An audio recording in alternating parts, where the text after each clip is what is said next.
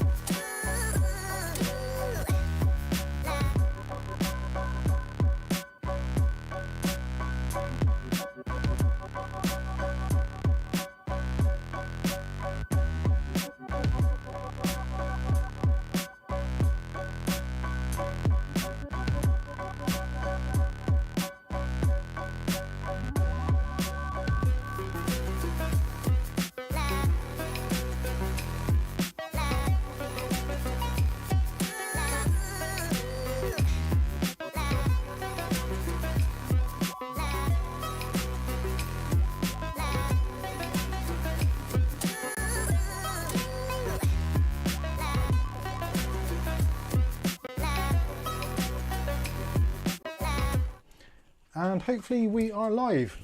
He checks the screen behind. Yes, looks like we are. Good evening everyone, Mike here, Mike's Unboxing Reviews and How To. It is Saturday the 27th of July 2024. It is currently just under 24 degrees Celsius and the humidity is at a very pleasant 48% currently. It's freezing in it. Gav says it's freezing. I'm boiling. I've been in the sun today, so it's a little bit warm. We can hear and see excellent stuff. Good to see you all in the chat. I'm expecting it to be a very quiet one tonight. Lots of things on and the sun has been shining pretty much everywhere. The summer holidays have started for the majority of under 16s in the UK, and I'm guessing elsewhere in the world summer holidays are they a universal thing? Let me know if you're in a country outside of the United Kingdom. Do the kids break up for their summer holidays kind of now or last week? Australia wouldn't be out at Christmas, wouldn't it? Yeah, Christmas holidays for Australians, I guess.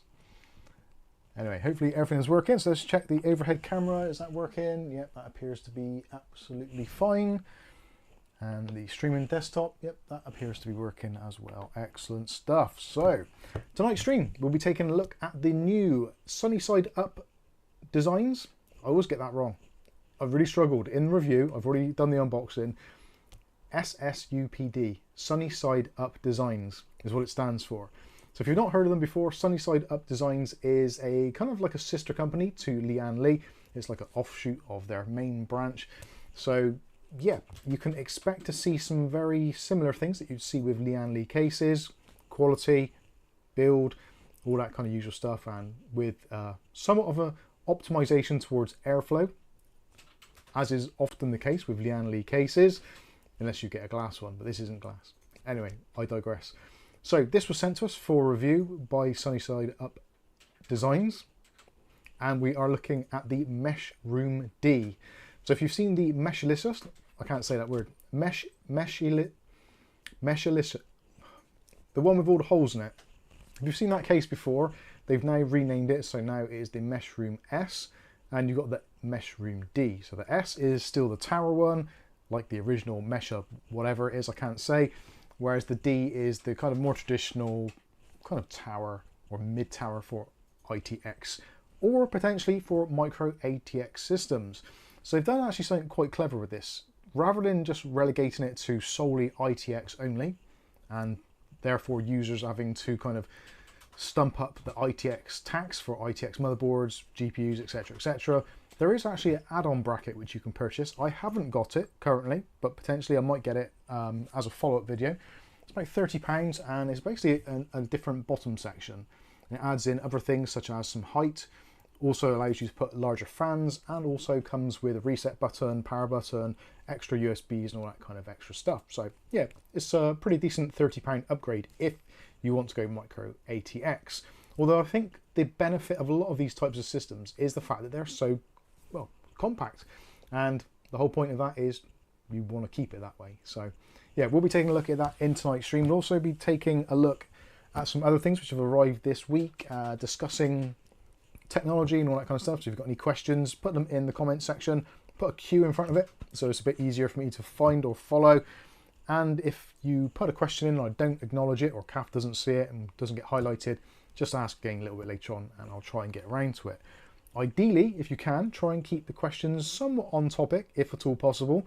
If the question is going to be something which is not related to what we're actually doing or looking at, and is more of a technical question, is a bit more in-depth, either save it to the end of the stream, or alternatively, you can head over to our Discord, of which I will put a link in the chat now.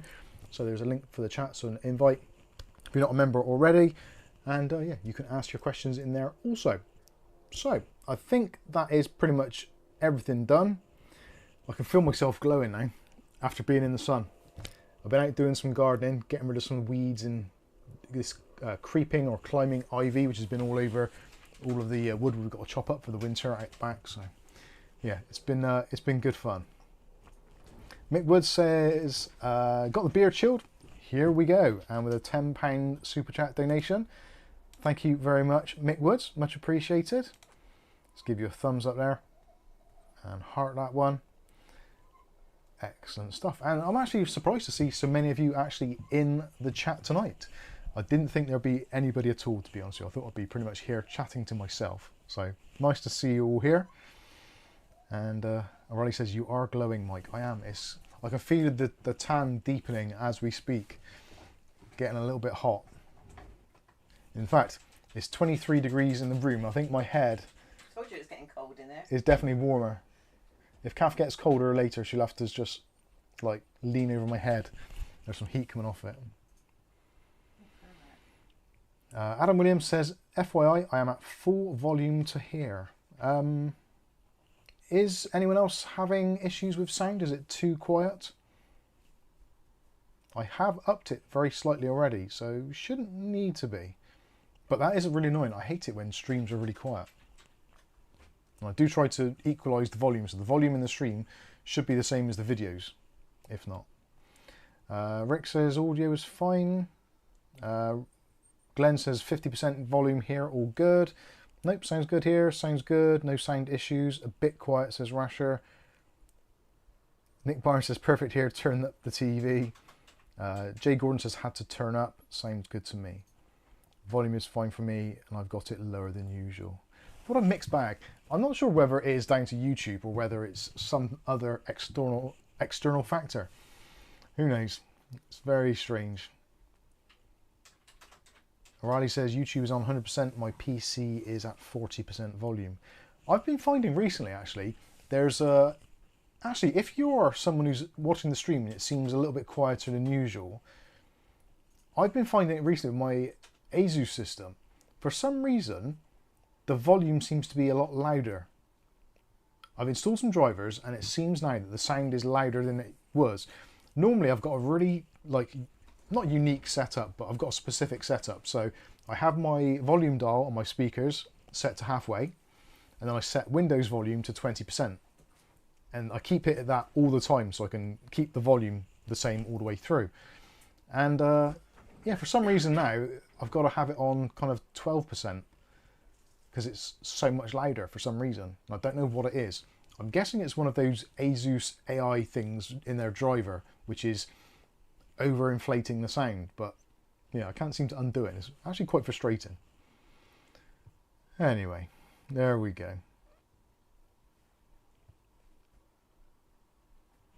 So yeah, good to see some of you in the chat. Let's say some quick hellos to those of you that are here. So we've got Atomic Subs in first. How you doing? O'Reilly, Nick Barnes, and Joe, and everyone. Hopefully you're all okay. Rasher's in the chat. How you doing, Rasher? And Molly. And Molly. Sorry. G-Zone's in the house as well. How you doing? Viali100 says, good evening, Mike, Kath, and all mubsters. Ready for another entertaining evening? I wouldn't guarantee it. We'll see what we can do. Bill Maddox says, hi, Mike and everyone.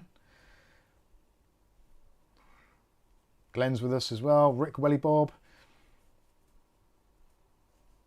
Let's go through Mark Berry. How you doing, Mark?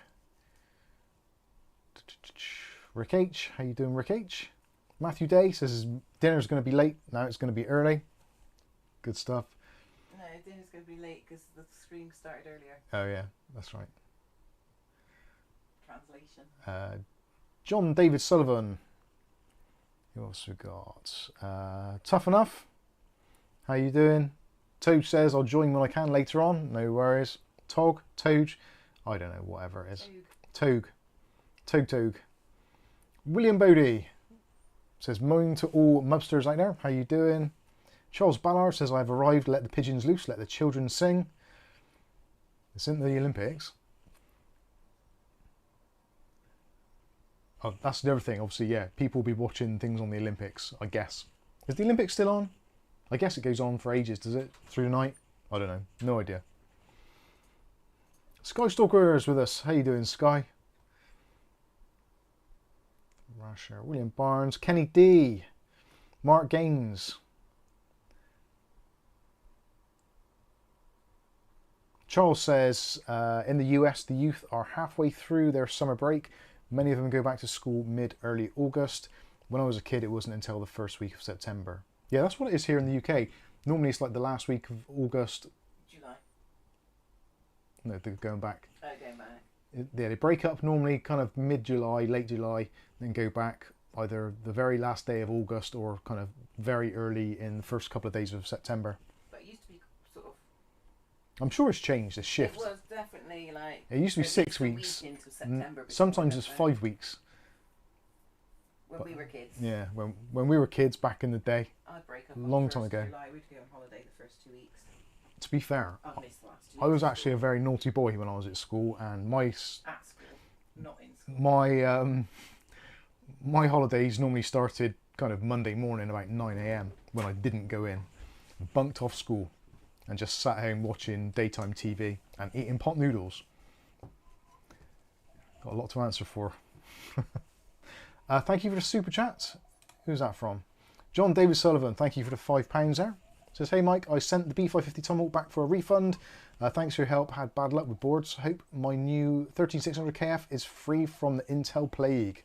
Yeah, let's hope so. The Intel stuff, that's been, yeah.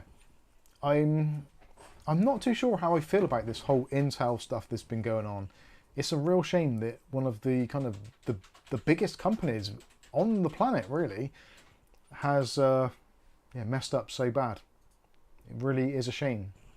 But it happens. We get these peaks and troughs where companies go up and down. Some of them, if you're lucky, they stay relatively stable. But yeah, sometimes they... well, AMD, for instance, they've gone up and down crazy.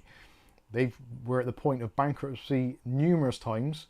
If it wasn't for Sony and Microsoft kind of bailing them out when they did, using APUs for the consoles, which kind of kept them afloat for a long time. Then, of course, the Ryzen architecture, which has now elevated AMD to kind of stratospheric heights. And arguably, they are in a winning position if they don't fumble the next generation of processors, which time will tell. Although at the moment, it's looking quite promising. So we'll see what happens there. But yeah, Intel, strange things are afoot, definitely. Hopefully the BIOS updates, which will be coming out towards the middle of, no, later this month possibly, or early into September, August, I'm getting the wrong months now, I'm thinking of the school holidays, yeah. It'll be probably the first week or so of August. There'll be new microcode updates and BIOS updates for Intel platforms. That's for the 13th and 14th generation. Although there is some speculation that some of the things which are in the next generation of processors also have a significant failure. And they've not even launched yet. So, yes, not good. Welly Bob's in the house. How you doing, Welly Bob? Sky Stalker reset. Ashley Strachan says, hey all, hope you're having a lovely evening. Yeah, not too bad. I may even partake in an alcoholic beverage tonight, being that it's summertime. Mick Woods, we've said, thank you for the super chat. Adam Williams, it's about the volume. Rick says, Mike and his ducky. Yeah, I love this keyboard, it's pretty cool. And thanks for the super chat, I have to scroll back up now to see who it was. Actually, no, I can do it from there, can't I? Viewer activity. That is Dave Aiken. £2, thank you very much. And it says, good evening, mubbers. How you doing, Dave? We actually bumped into Dave in the post office in the local village. Is it a village? Downend Village, yeah. Downend Village, I suppose you would call it a village. Yeah, it's not big enough for a town, is it? So it is a village. It's just a shopping centre. Well, it's not really a shopping centre. It's got some shops. Downend Village. Yeah, Dave was in the post office returning the Hellcrack case, which he bought, which he almost persuaded me to buy one when they were on special offer on Amazon. They were posted in our Discord. Dave bought one, I didn't. He sent his back. I'm glad I never bought one. Bill Maddox says, hi Mike. How you doing, Bill? I think we said that already. Let's go back down to the bottom. Thanks for a super chat, Dave. Who else we got with us? Glenn, we said that. Ugly Bob must be on another undercover secret mission. Yeah, I've not heard. I've not heard anything from Bob. He's not been on the Discord since I think Monday or Tuesday, possibly. Maybe Wednesday. I'm not too sure. But yeah, complete radio silence on the Bob front. So, Bob, wherever you are, hopefully you're having a good time in there. Hopefully not dodging bullets, or maybe you're dodging politicians or pens, I don't know. Whatever it might be.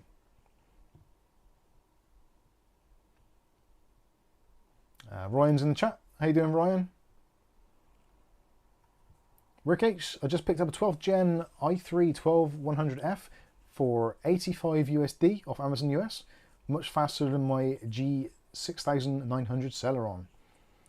Yeah, Celerons aren't great, are they? Yes, Kath? Dave Aiken said they screwed him over, only refunded 50%. Wow. I got that on yogurt lids. Yeah. We bought some yogurt lids. This is really boring. Silicon. Right, I'm going to have a little side rant here. Green. Going green, saving the planet. So at what point do they think that it's a good idea to take the plastic covers off of yogurt pots?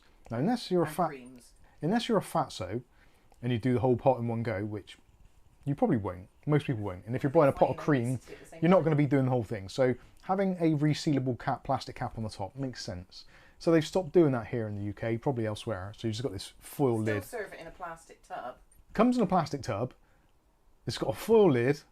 It ain't foil. It's plastic. And so if you want to seal your containers, you've got to buy separate silicone tops. So then you're just offsetting the plastic, which you would have had somewhere else. For free. And you've got to pay for it and also get someone to make it, deliver it, ship it, drive it here. And then you get it and it's no good because it doesn't fit the actual pot. It's 2 mils, too small. Too small. Won't fit. So now it's got to go back in to Amazon. And Amazon are so, like, they don't care. So I just said, doesn't fit. They just refunded it and said, keep them. Fair enough. Not all of it. They're no use to me. Although, I suppose I could use them for a coaster or something. It did double up as that in the listing. Yeah. You're like, really? So, anyway, not good. No, you must have knew it didn't fit. Matthew Day says, but do they slow it down to fix it? Or the processors? Not entirely sure. The microcode is a lot to do with the processor voltage and the way that the processor requests the voltage from the motherboard. And there are going to be some restrictions. So possibly if it's getting less voltage at certain times, that may affect performance. But in theory, it probably won't do. The biggest problems you get with a lot of processors is when you've only got 1 or 2 strong threads, and because the way that the architecture works, if there's only 1 or 2 threads actually being used at full performance, the motherboard will ask for a lot more voltage to keep those 2 threads stable and active. Whereas if you're doing an all-core load, generally you can get by with much less voltage and all the cores still reach their peaks. So all-core loads are generally okay, but it's when you get those little spiky loads where the problems can happen. Most notably in games, say for instance in the Unreal Engine, when you're loading up a game, when you go into say Fortnite for instance, as you go in you'll notice your CPU go absolutely nuts and get really hot because it's a very minimal thread load and it's trying to do that as fast as it can, so it'll be turboing the processor. At the same point, because the processor's turboing, it's on a couple of cores, it's going to ask for more voltage to keep those cores stable And that is when you get your problems, because you're using a lot more voltage than really it should need or can use without degrading the processor and potentially crashing. So they've got to try and find a nice happy medium between the processor being starved of voltage, in which case it's going to crash, or getting too much voltage, in which case it's going to crash and possibly degrade itself. So it's just trying to find that balance, which hopefully they will do. But we'll see. Freedom House 1984 says, hey Mike, Kath and chat, how you doing? Mick Woods, interesting thing actually, yeah, not much speculation on Windows 12 recently. I think Microsoft are fighting a bit of a losing battle at the moment with Windows 11, and the uptake hasn't been good.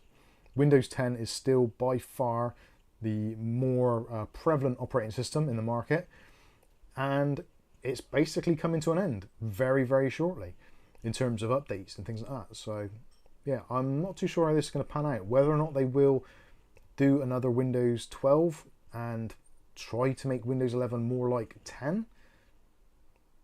Yeah, try to make what they've got like 10 in 12, but I don't think they will. I think they've betted the bank on AI and all these kinds of features, and I think a lot of that is going to be integrated heavily in the next version of Windows, whether we like it or not, which potentially could be the downfall of Microsoft, the company which you'd think would never fail. Obviously, businesses and things like that will still carry on using it regardless, because it's their platform, they will use it. But if they do put too much AI stuff into Windows 12 and more into Windows 11, I do see there being a significant drop-off in people using Windows. They will look to other platforms. Maybe they'll go back to console gaming. Maybe they'll go back to Apple Macs or Linux or other options. For a lot of people, that isn't really an option, because learning a new operating system, once you've been using it for as long as a lot of us have, since the early 90s, there's a lot of muscle memory involved, and you kind of know how things work, or at least you pretty much do. And if you don't, there's always going to be someone that you can ask who will be happy to help you. Whereas if you go down to the Apple Mac route or you go down the Linux route, trying to get help isn't always as easy and as widespread. So Windows, I don't think is going to go anywhere soon, but I think there will be somewhat of a backlash. Anyway, that's enough of that. Matthew Day asked a question as well, but it's up. Well, I don't know where it is. Down from you, I think. All right, okay. Let's scroll down. Oh, you'll lose it now, won't you? Okay. Rick H says, I remember the days of DOS, so do I. And I don't miss them, actually. I was genuinely pleased to see Windows 95 in the removal of the majority of DOS stuff. Skystalker says, I honestly don't know why anyone would buy Intel right now. I wouldn't want a potentially known bad processor in my system. I think you're absolutely right. If you're looking at 10th, 11th and 12th gen processors, you haven't got any problems at all. Still going to be rock solid stable.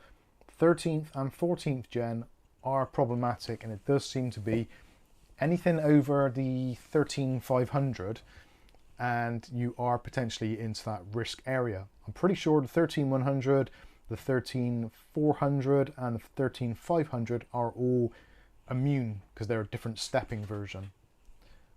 But again, I could be completely wrong with that, but it does seem that they don't appear to be affected at present.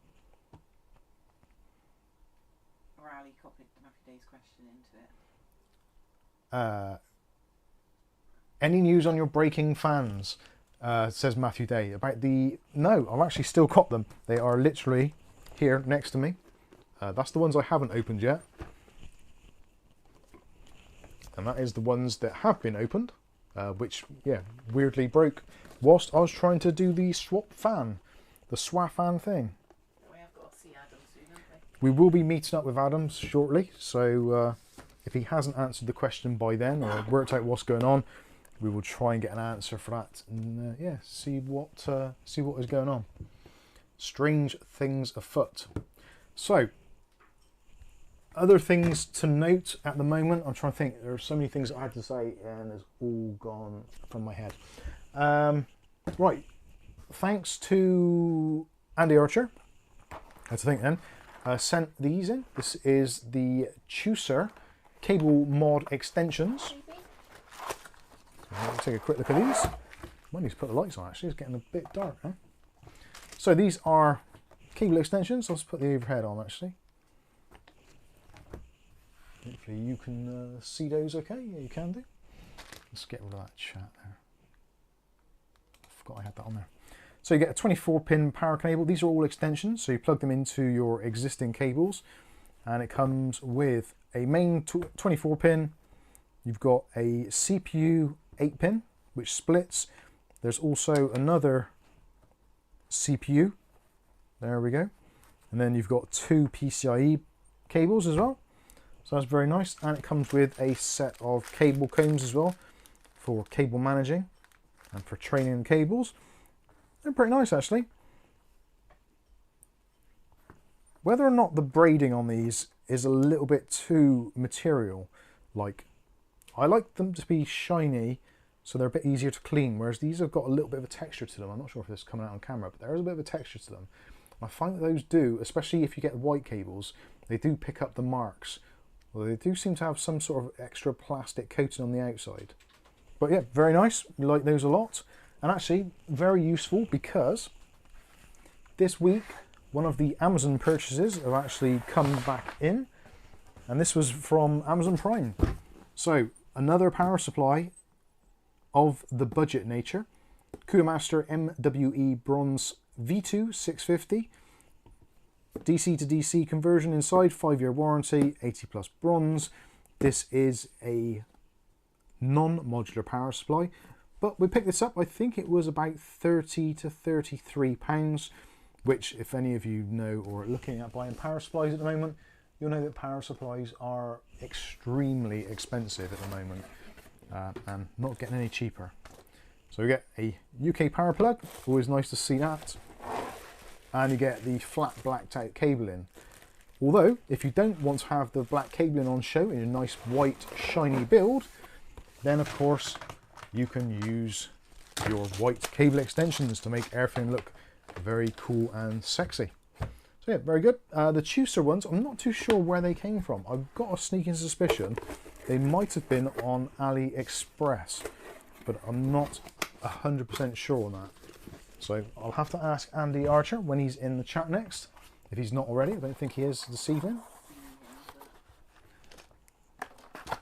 Yeah, it was pretty good. Not a bad price at all for that. And again, if you're looking for power supplies at the moment, they are obscenely expensive. And I don't really know why, because they don't seem to be inherently much better than they have been previously. Like anything specific which you'd be like, oh right, yeah, it has XYZ, so therefore it is more expensive. But that isn't the case. Get that packed away. Mike's reboxing. Nylon coated. Yeah, there is. It feels almost like a shoelace, but with a bit over the side. Andy Archer says the links for the AliExpress is in your DMs, Mike. Thank you very much. Actually, I think it was when you messaged me about it. Now you come to mention it. Excellent stuff. What else have we got? There was other stuff this week which have come in as well, and my brain is unable to process the information at the moment. Of course.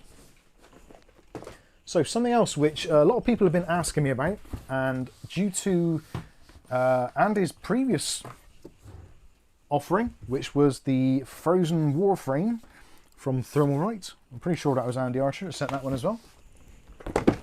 So we've got the Frozen Warframe, which was the 360mm rad with the LCD screen, or IPS LCD screen, which you just about see there if I push the graphics card off the edge of the desk. There we go. I'm pretty sure that was Andy Archer that sent that. Wasn't it? Yeah. Yeah, it was. I'm pretty sure. Okay. I say it's been a long day. I've been in the sun. My brain is not functioning at full capacity. So, because we are going to be doing the review in the Meshroom D, I figured it'd be a really good time to actually take a look at a 240mm AIO, because I've not bought a 240mm AIO in a very, very long time. I honestly can't remember the last time that we looked at one. Oh, there we go. Andy Archer's put the link in. So £13.35 on AliExpress. Thank you for that, Andy Archer. So let's take a look and see what the Frozen Prism is like. So usual sort of Thermalright stuff. Their packaging is pretty good. So we've got a box of accessories. Got the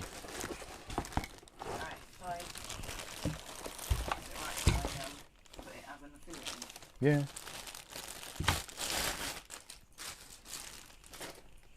So this is all very nice. So we've got some cable clips on there as well, which we had on the previous version. We've got a little pump head there, which is actually metal. I'm not sure if it's magnetic though. Let's have a look. Is it magnetic? What have I got which is magnetic? Oh, screwdriver. No, torch, that'll do. Right. So it isn't magnetic, but it is metal. So I'm guessing that'll be aluminum, or aluminium as it's otherwise known. So it comes with 2 ARGB fans. And this at the moment is on sale for about £50 in the UK, which actually I feel is a little bit too much money. And the reason why I'm saying that is because it's only $50. If you look at the links in the video description, yeah, this is $50. So obviously $50 doesn't work out to be £50 with any exchange rate. I think they've done quite a nice job here. It's got some nice accents there, some more aluminium over the end of the tubes there, at both ends. Nice little design touch there. Got Thermalright logo on there, which is actually, I think that'll probably come off as well. So if you don't like that, you can take it off. That is in a chrome finish, just a sticker, so that should come off. And the cold plate looks very nice, nice and easy to assemble. And it looks like they've put the mounting section on. Actually, is that fixed in place? Yeah, it looks like that is fixed in place. So the actual mounting bracket section is all fixed. So no need to swap out any fixtures or fittings there.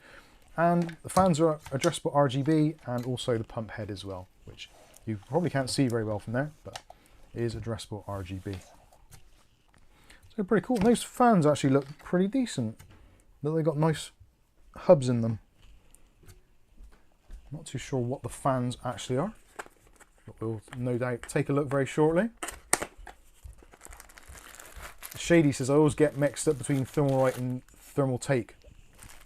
I did yesterday when I was actually doing a review on some other Thermalright stuff. I was saying the wrong thing. Luckily, due to the power of video editing, I managed to remove those mistakes. Oh, so that's nice. So there's a little Thermalright fan hub there. Why don't they make AIO? That's pretty nice. They used to, but because GPUs are all differing shapes and sizes, it's very hard to get one which covers the actual die of the GPU and also things like the memory and various other VRM components, because they're all different heights.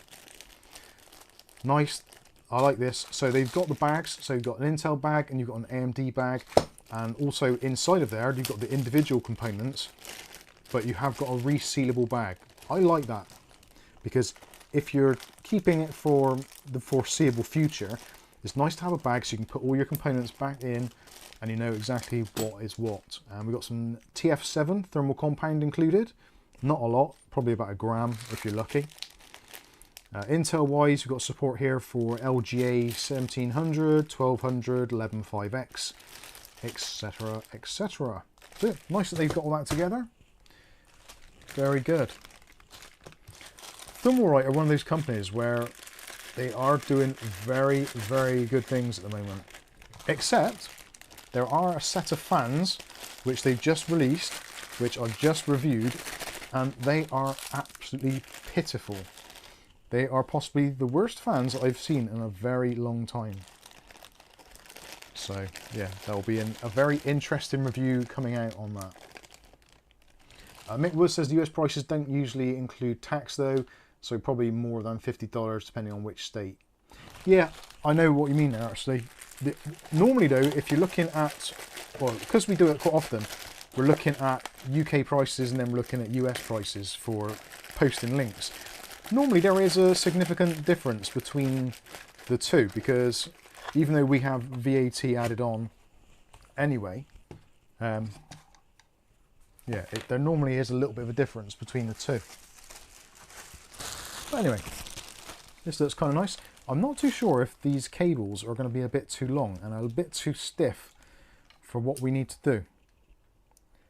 And also, I am noticing... Actually, no, there is an adapter in there. Anyway, right, I'm getting way past myself. Let's get rid of that. Yes, Kat? Nick Barnes. Nick Barnes. Question, Mike, have you any experience of the Thermalright SFX power supplies? I don't, I'm afraid, no.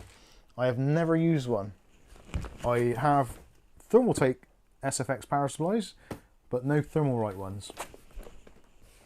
And Ricardo. Oh, Ricardo.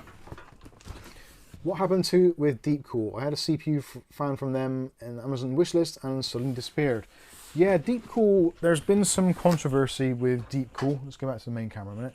There's been some controversy with Deepcool, and because they were not caught, I suppose caught is the right word. They were found to be supplying electrical components via transportation means, because they have their own transport company as well. It's a little bit kind of convoluted, but basically Deepcool were sending parts to Russia, or a Russian company, and the Russian company is on the do not sell list. So America, their government have got a list of companies and organizations which you're not allowed to sell goods to because they are terrorist organizations or have links to terrorism or are just in countries which America doesn't deal with or choose not to deal with. And Deepcool found themselves on that list because of breaking those rules. Whether or not it's legitimate, whether there's other things going on, whether there'll be legal challenges, I don't know. I guess there will be. But as it stands at the moment, Deepcool are no longer allowed to sell goods in the USA, as far as I'm aware. A lot of companies have delisted them, and it does seem that that is kind of maybe spreading out possibly through Europe and also in the UK. So sometimes it might be just the fact that it's a logistics thing and there's a certain line which they're not selling anymore or they've run out of stock. So sometimes they will disappear. I don't know for sure if Deepcool will be barred from selling items in the UK. Maybe. Generally what happens in America normally comes over to us because of NATO and all those other kind of agreements that we've got, tax agreements and what have you. So yeah, that might be the deal. I'm not too sure. They are still quite heavily promoting things on Facebook from Deepcool. Whether it's Deepcool UK or Deepcool Taiwan or wherever they're based, I'm not too sure. But they are still posting almost every day on Facebook. So yeah, I don't know, not too sure. It's a bit of a weird thing. Politics is always a little bit odd. John David Sullivan says, I can't see them on Amazon here. Yeah, I'm not too sure. Not too sure. No idea. It could end up being a flash in the pan. If anything, probably the most likely thing. Most companies, if they get into any financial or any kind of issues where they can't sell in certain regions, they just open up another company and call it something else, and it is effectively a new entity. So then they can carry on trading. In the UK, we have kind of not a legislation, but like rules, so that if you go bankrupt, you're not allowed to trade. But generally what people will do, they'll have multiple officers of the company and they'll just transfer the ownership or transfer the goods and services of a company to someone else with a different name who hasn't been prevented from being a director of a company, and they can start up what is known as a Phoenix company. So the Phoenix rising from the ashes of the old company. It happens all the time. It's one of those kind of loopholes which, like tax evasion, it's kind of like everyone knows about it and it's a thing, but it's up to you if you do it or not. Lots of companies do it. Anyway, let's move on to the Meshroom. Now this packaging from Lian Li is not what I expected at all. I was expecting some flashy retail packaging, but it appears they've gone down the brown box route, which I'm actually happy with, because basically once you've taken it out of the box, it's kind of useless. and is either going to go into the recycling or into the attic. You choose which you're going to do. Now this comes in 3 flavors. So there is the granite black, I think it is. Is it granite black? I can't remember the name. There's basically... it was... What, the grey one? No, the black one. Oh, I don't know. You know what's like with... Grey ones, I know what it's called, Judy. What's the grey one? Fossil. Fossil grey. This is the fossil grey. So there is a black version, a white version, and a grey version. And when they reached out and said, Mike, which one do you want? Or which one would you like? Mike felt a bit fossily. I didn't want to go down that traditional kind of white case route, because everyone goes for a white case these days because they're a lot easier to film.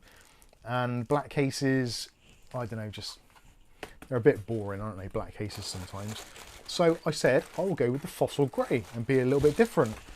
And there was actually a reason behind it, because we have got the Keychron K3 Max keyboard, which is also in grey and matches this very, very nicely indeed. So for a somewhat premium desktop miniature setup, this could turn out to be very, very nice indeed. Yes, Kat? Toog. Finally, Mike building a proper ITX setup. Kath, can you ask Mike if Sup/Lanley sent him the mic? No, I haven't got the micro ATX extension bracket. I have had this discussion with them on Friday, and I've not heard back yet. So if there's enough people, or I might just get the micro ATX extension anyway. It's about £30, £32 I think it is here in the UK, which isn't a lot of money. Although, having said that, you can buy an entire case for £30. Whether or not it's going to be a nice case, that's another thing altogether. Yeah, Hellcrack. And yeah. Skystalker says, so Mike chose the fossil grey. Anything to do with turning 50, Mike? I am starting to feel somewhat fossilised myself. I get exactly where you're coming from with that. So anyway, this is the Meshroom D. So in terms of size, I'm not sure if my ruler is going to be long enough, but we'll have it a go. So we're looking at 36 centimeters long. We're looking at 17 centimeters wide. And including the feet as well, we're looking at 25.5 centimeters tall. So 10 inches by 14 inches by, oh, the other one, 7 inches, just under 7 inches. So actually quite small. Dave Aiken, another £2 super chat, thank you very much. Says, don't buy a Hellars crack for 30 quid. Definitely not. The Freedom House says, same colour as my parrot. Very nice. Nick Barnes says, nah, sorry, too big. Metric. I did Metric and Imperial there. The colour looks like anthracite. Well done, William. I think it's, I wish it was in Hellrot. It's a ongoing joke we've got. So, you can see the sides. It's basically mesh everywhere. And even on the bottom, there is a removable mesh panel, which is the only thing on here which some people are not overly keen on. Because this, you remove this mesh filter on the bottom, and it's basically open. So you can see all the guts inside. And the feet aren't particularly big. So if you are mounting fans on the bottom, then yeah, it's a little bit close to the floor, but I don't think it's going to be too much of a problem, to be honest with you. And because this has such good porosity overall in general, cooling shouldn't be a problem. Because there's just so much room for the air to go. And even with very modest cooling, this should work very well. Which is basically why I'm doing all this test fitting, to see kind of what it can and can't do, what is suitable for. The plan is Ryzen 9 3900X, 240mm AIO, which is kind of just about right for that sort of processor. Graphics card, we're going to try fitting a triple fan and a dual fan, see which one works out better. I think the triple fan might be pushing it a little bit, but if you look at the thumbnail for the video, you'll see there's a honking great card in there.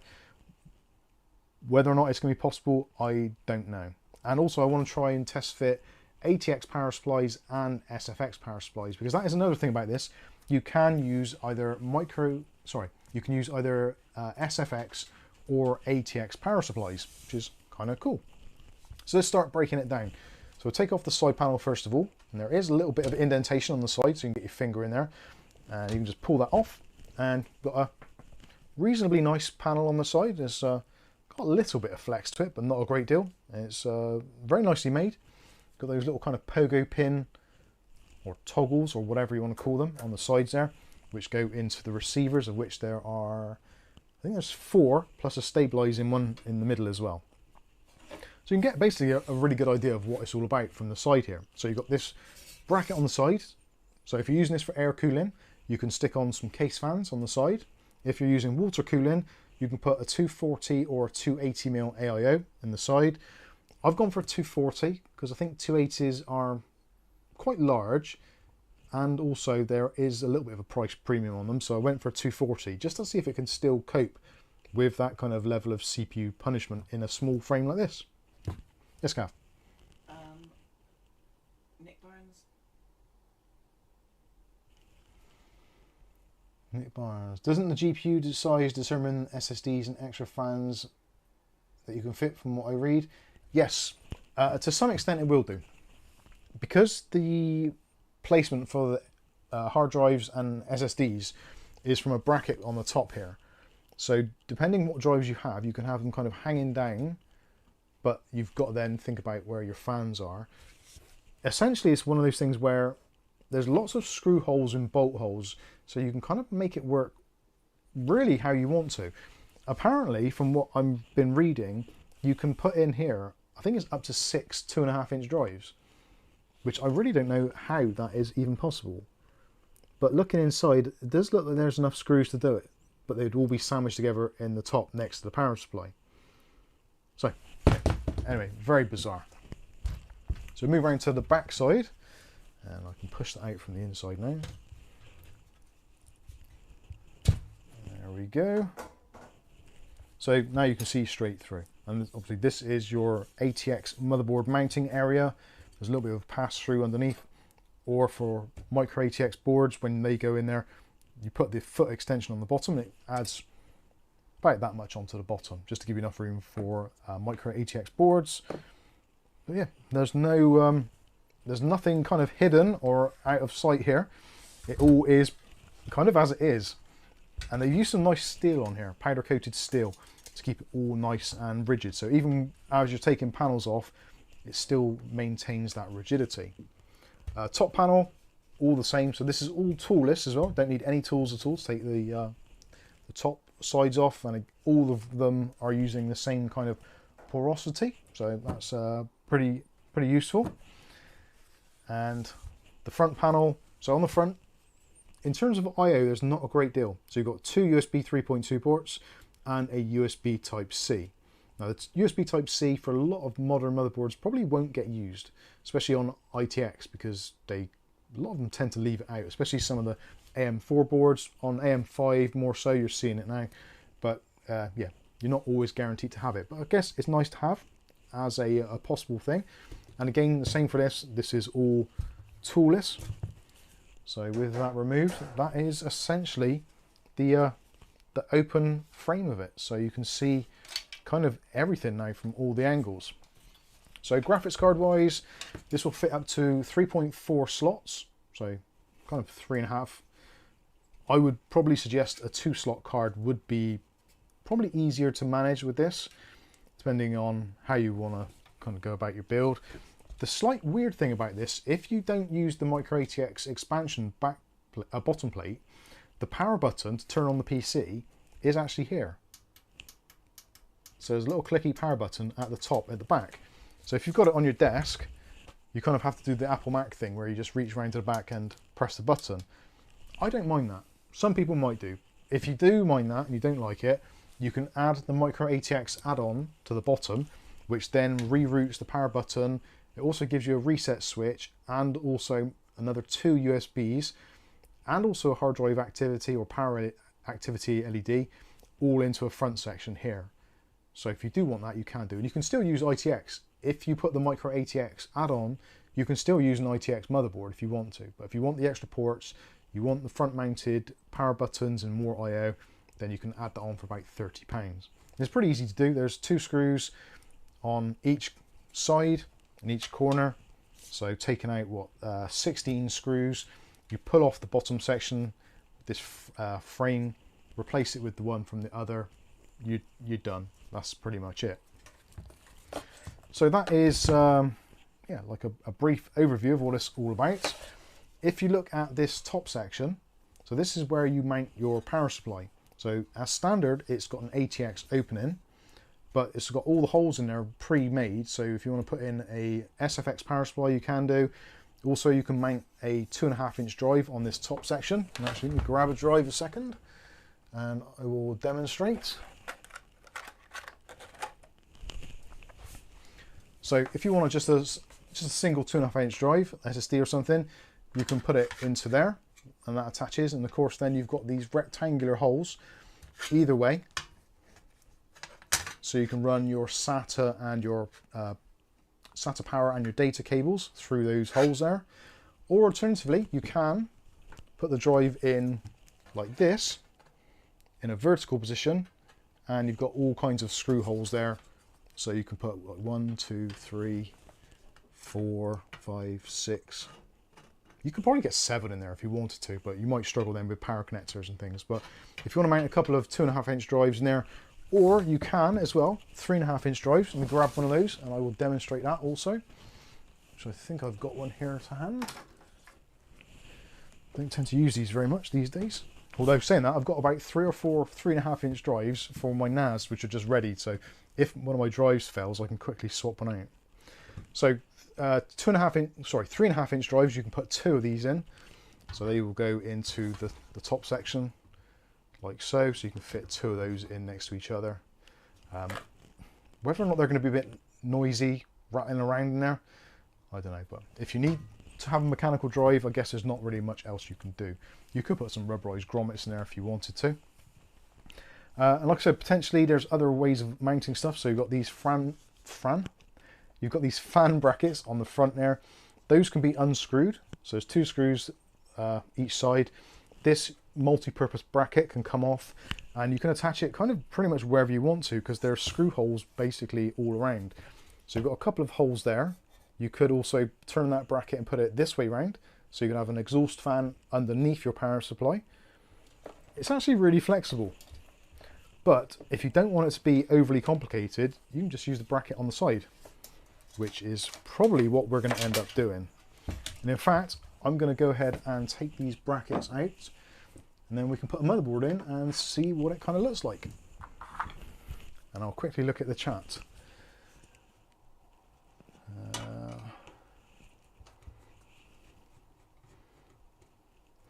Alrighty says, my power button must be at the front. I only accept rear power buttons if I'm using an Apple Mac. Well, you could just pretend. Pretend it's a Mac. Pretend you've spent £3,000 rather than £1,000.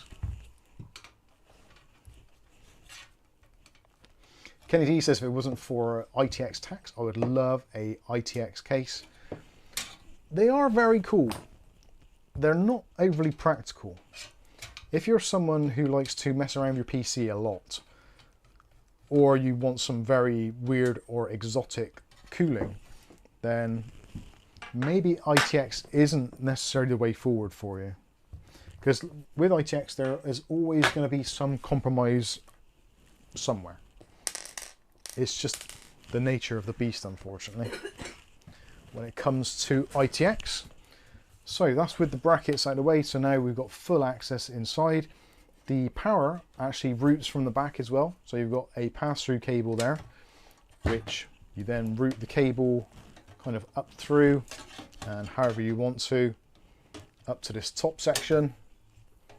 Again, they've put a really nice long cable in there, so you can kind of snake it around however you want. On the back, you can put in a 92 or a 90 or an 80mm fan. I've actually got a Noctua NHL9, I think, fan knocking around, so that will probably end up going in there. You can power switch at the top. And of course you've got your USB connections on the front there. So yeah, it's a pretty interesting little setup. So I think the next thing to do is I'm going to grab a motherboard and we'll start putting this together and see how it starts to look. I think it's a good idea to put the motherboard in there, first of all, just to get an idea of the kind of layout, and also we can put a graphics card in as well and try looking at some power supplies to see what makes sense. Ultimately, I think an SFX power supply is probably the way to go on here, but SFX power supplies are generally, well, they're very premium. They cost a lot of money. So if you want to save a little bit of money, because it may not be your primary rig, maybe you've got another rig somewhere and you just want this as like a, maybe something a bit more portable, then it might be a good way to go. Do you want to get rid of that? Yes, I will do. Welly Bob says I'm very quiet, but I can't get a word in edgeways. Catherine's quiet at the moment, I'm scared. She's okay. Uggs is sailing the seas. We think, possibly. Oh, I hope he's okay. Matthew Day says, so radiator going on the side and fans incoming at the bottom. Potentially. It depends how you... my initial thoughts are that I might try and have this as a negative airflow setup. So a 120 or 140 mil on the front with the fan brackets, which are there. So that's going to blow some cool air in towards the graphics card and also towards the motherboard. Some of that is going to be blocked off by the power supply. Not really a lot you can do about that, but it is what it is. I'm thinking the AIO with the fans pushing outward, so sucking hot air out of the case and also taking the heat of the CPU with it, exhausting. So then that is going to create somewhat of a vacuum, and also it's going to try and pull some of that cool air from here straight into the path of the AIO. So that's going to give it a bit more of a fighting chance. The graphics card is going to be pulling in its own air from the bottom and then exhausting around here. So the two side fans from the AIO are also going to be ejecting the GPU heat as well. How is it going to pan out, I don't know. That's why I want to start getting some components in here really, and taking a better look and yeah, seeing how it all goes. So let's grab ourselves a motherboard.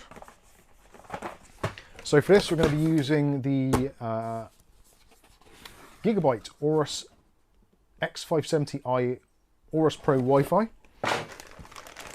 This thing has been here for so long and I keep on threatening to use it and I never do. There's no real reason for that. I actually realised there is actually two M.2 slots on here, one on the back and one on the front. I actually forgot about that. I didn't realise that we had that. That is actually quite useful. And potentially that means I can gain access to it from the back as well. Right, so that answers one question for me already.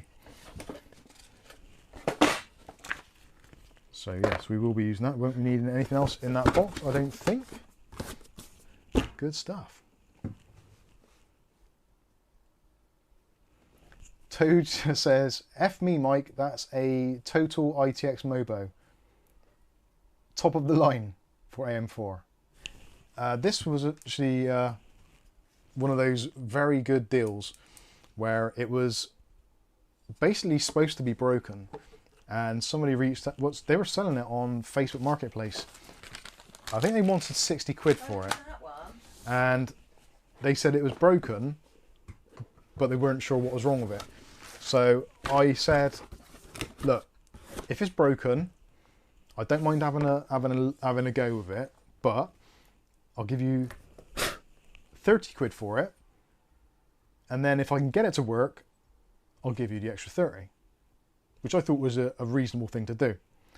So kind of, if it didn't work, I'd just say, well, no, it's knackered.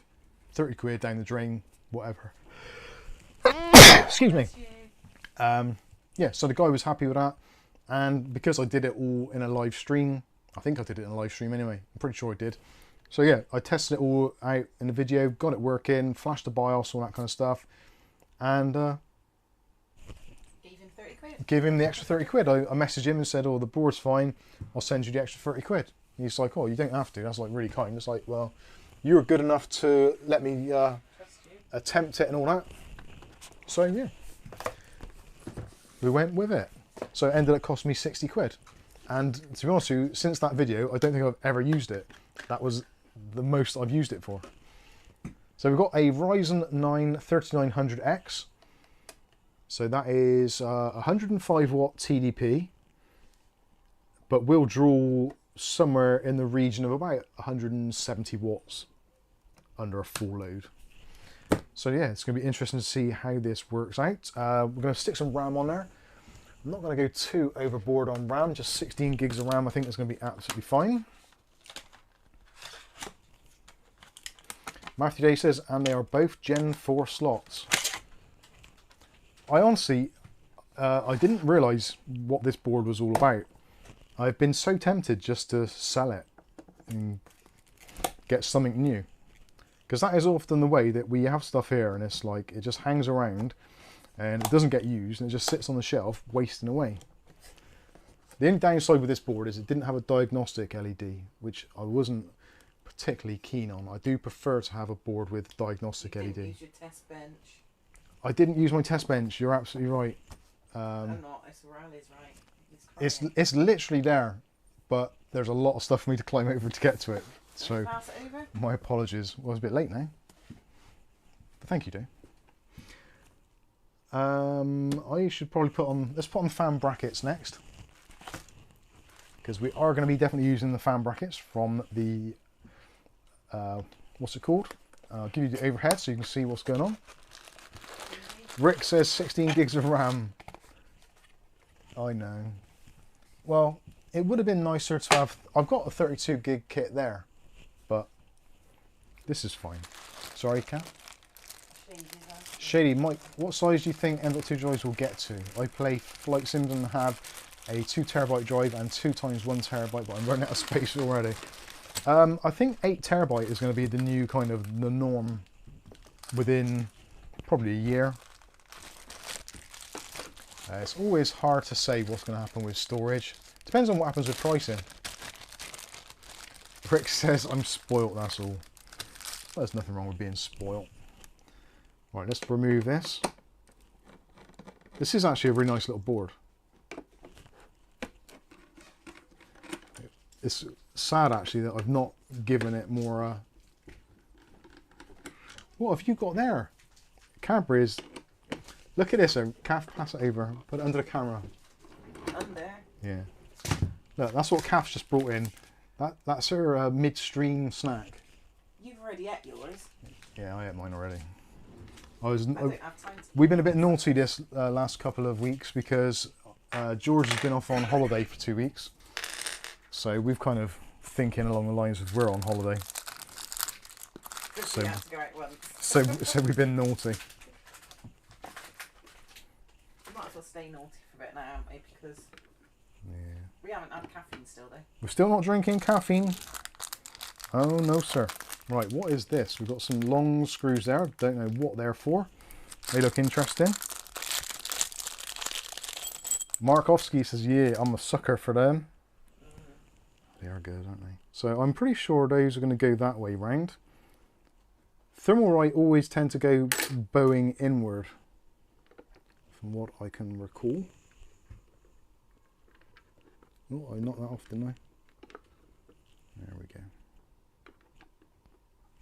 Excellent stuff. What's Toad saying? My top tip, plug in the 4+4 CPU modular power cable ASAP, because it's a huge pain in the arse trying to put it in when you've got everything else in. Fair dues. Yeah, I think that is probably a good idea actually. Thanks for that. So we've got 4 screws to attach to the back plate.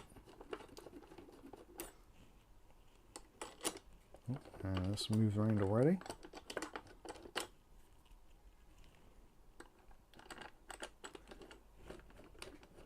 Now I have actually got a 5700X 3D, which I got from AliExpress, which I could put in this, but I haven't updated the BIOS yet, so it won't actually work. But let me know in the comments should I leave the 3900X in here, or should I put in the 5700X 3D? Let me know, because I'm not sure which way to go with it.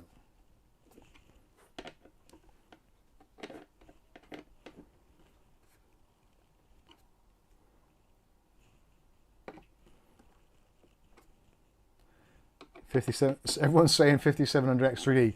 Is there going to be anyone saying that I should leave the 3900X in here?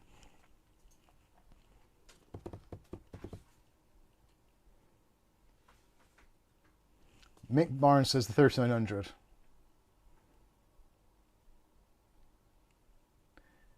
Leave it in, it's just for a test.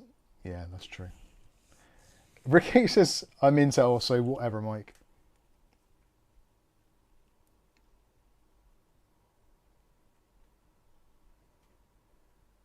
Patrick DeBell says, I was looking at your motherboard box and I just remembered that I have a Gigabyte A520 ITX motherboard waiting to be set up. Okay, right, let's stick with that then. So that is pretty much it. I'm debating on whether or not to put the M.2 drive in now or not. The M.2 cooler on here is actually quite an interesting one. Well, it's not really interesting per se. But the drive, this heatsink is also the chipset heatsink. So when you undo the M.2 section, you're not actually cooling the M.2 drive that much. It's more the other side of it. But I think I will use it because if I'm going to be doing some stress testing, I want to be using it as people would probably use it themselves. So I'll take that out of there. And just lie that to the side a little bit. And yeah, there isn't really anything that cools the M.2 because I'm not sure if you guys can see this, but you've got this section here. All it is a fan, so it just blows cold air onto the drive without actually having a heatsink. The heatsink itself is for the X570 chipset here. Put it on the back.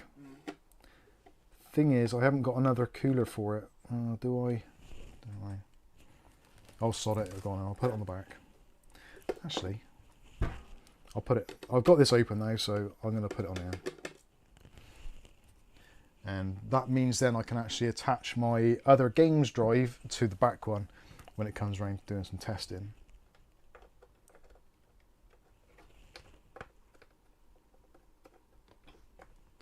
I can't move my hand very well today. I was out in the back lane with the strimmer, and the vibrations and all that have played havoc with my nerves in my arm, so it feels a little bit shaky. Yeah, so with this there is, it basically doesn't make any contact with the drive at all. It's literally just blowing cold air down onto it, which is a little bit weird. So it doesn't really need any kind of M.2 thermal pads or anything, because it doesn't actually make any physical contact. And there is a super chat from good old Glenn, 420 blazing, and thank you, sir. Lights be gone, says Glenn. Thank you, mate, much appreciated.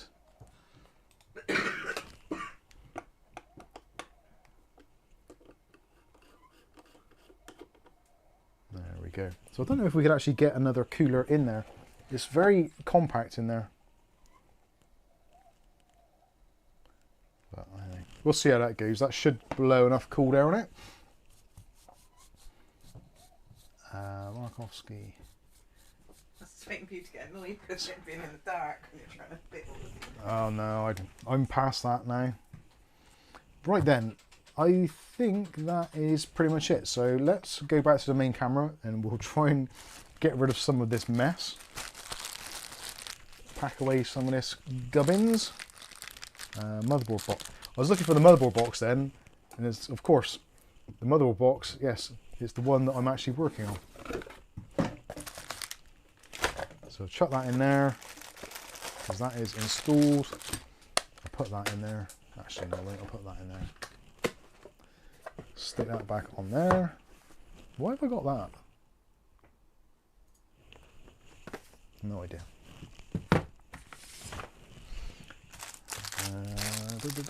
Fittings, what's that for? Oh, that is for attaching the CPU cooler. I just realised I've kind of opened up all of the bits of the AIO, and I haven't even done the unboxing on it yet. So I might have to buy another one, just so I can have it in its kind of original boxes and things. Let's see. Anyway, that's that. So I don't need anything else on there, I don't think. No, that'll be fine. So that can go to the side for now. David Underfield says, get a cordless one, no vibration. A cordless, what, AIO? No, strimmer, I suppose. Oh, it is a cordless strimmer. It's a DeWalt battery one, which we did review on the channel many years ago. Actually, back in the early days. Cap's probably going to find it now. What have we got here? Screws, that is, I think that's hard drive screws. ITX, is that motherboard screws? Yes, I think it will be. Might just use new resealable bags. That's a good idea. See, that's why I keep you guys around. Just to keep me on my toes. He's going to steal mine. Yes. Because you keep on saying, they're mine, not yours. We didn't claim them on the tax. Buy your own. Right, so it's large crosshead screws. The manual for this case. What cooler are you using? What cooler? It's going to be the Thermalright Frozen Prism 240 AIO. Or at least that is the intention. If it will fit, which I'm hoping it will. It should do.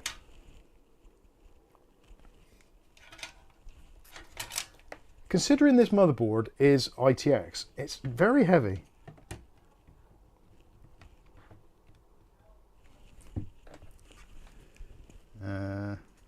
Okay, so that. You did quite a few videos on that. I did. Quite a few videos on that strimmer. There we go. I was just thinking this wasn't matching up or wasn't lining up. Let's give you the overhead.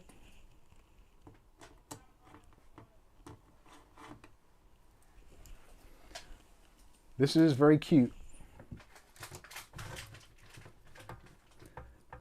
And if anybody's after a cheap Intel based system, my system still hasn't sold,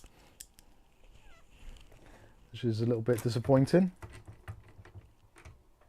William Bougie, why aren't you using an electric screwdriver? The truth is, I don't like using electric screwdrivers a lot, because especially when I've got new screw threads. I have got it. It takes a little AA battery, and I do use it from time to time, to be honest with you, but not for this, because this actually requires a little bit more torque as well. Right, so let's think about cable management here. So we have got a power button somewhere. Where is the I/O? Right there. Oh god, how am I supposed to see that? That's tiny.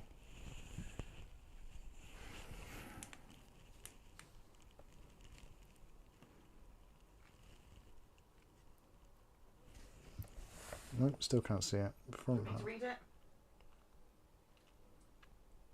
There's nothing to actually read. It's colour coded. Oh, I can tell by the colours. I'm guessing it's red. Red's a powerful colour.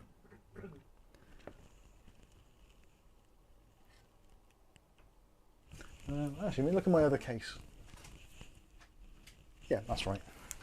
I always get confused with ITX because it's just an unusual layout, isn't it? Straight away. So that's going to go somewhere around there, whatever. Yeah, that's pretty cool. Very small. I suppose I should put the fan in the back.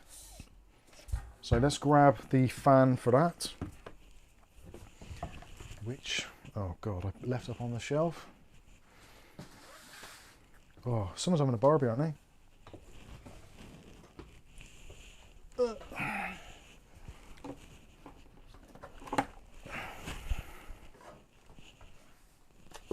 Right, for the fan in the back, we're going with the Hochtua Chromax NFA9 PWM. Any ARGB on it? There is going to be on the CPU cooler. There won't be on the RAM because I thought that's a bit pointless having RGB RAM because you're never going to see it. But there will be some RGB actually on the CPU pump head and also on the radiator. What do we do? So a little Hochtua. Here, we are installing the Hochtua fans. For those of you that are interested, if you want to get a mouse mat, if you go over to the link in the chat at the moment for technically stable. You can't multitask. I can't multitask, you're absolutely right. They have got their new Hochtua mouse mats available if you want to pick one up. Why does that not want to go in there? Am I being daft? I'm sure that's supposed to go back in there. Oh no, it's there.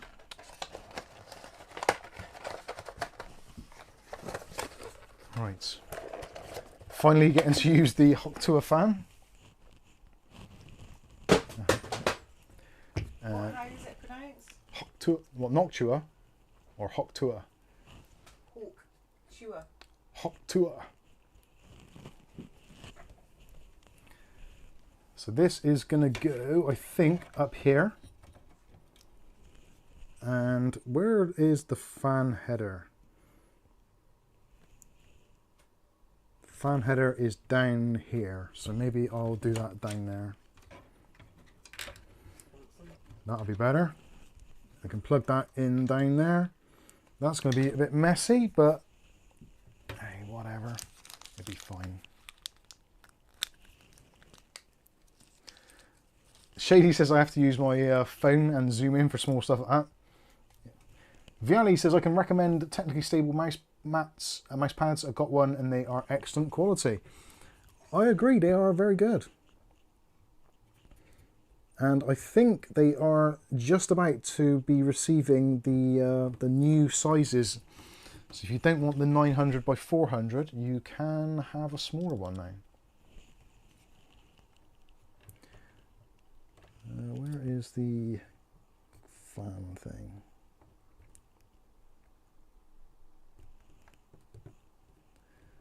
What is going on there? Party in the pub by the sound of it.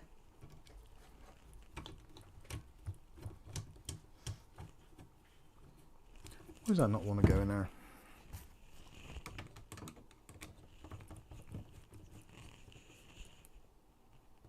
Isn't there a middle back fan connector? A middle back fan connector. I'm not sure. Let's have a look.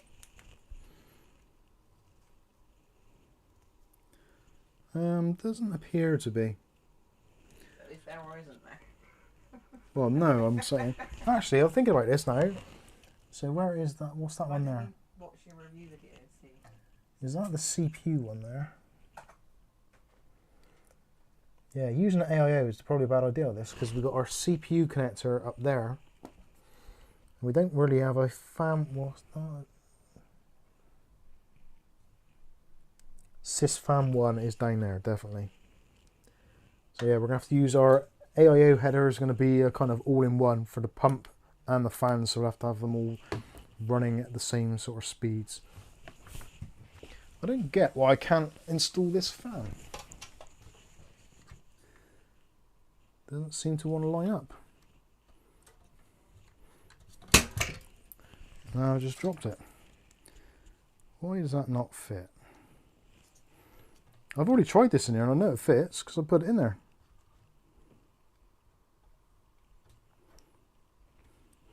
Let's try that one first of all.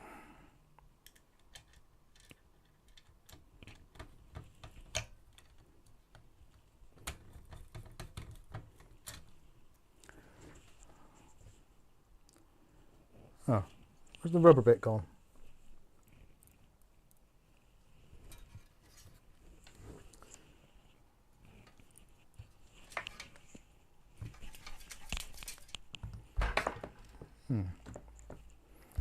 Okay. So I've lost one of the rubber mountings off this fan, so I'll pull that one off. What have I done with that?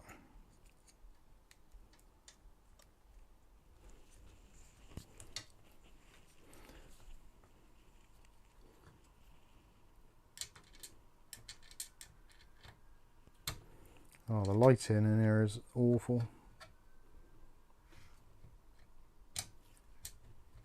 Oh, for God's sakes. Sorry about this. Right, that is there. So that is there. There we go. That's better.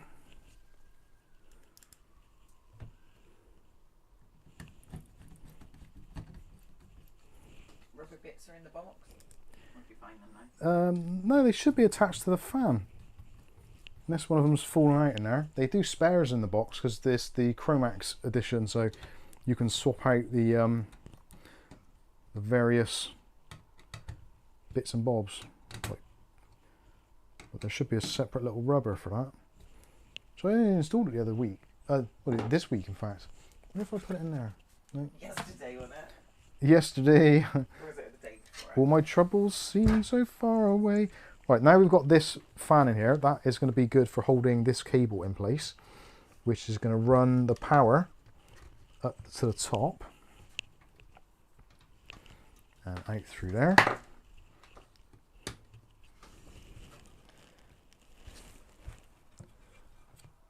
Don't want that to be up there.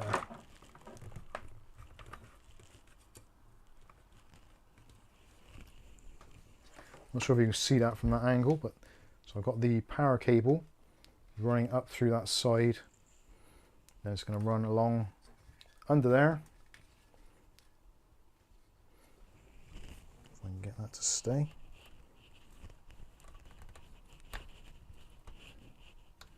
It doesn't want to stay there, so I might need some cokes in.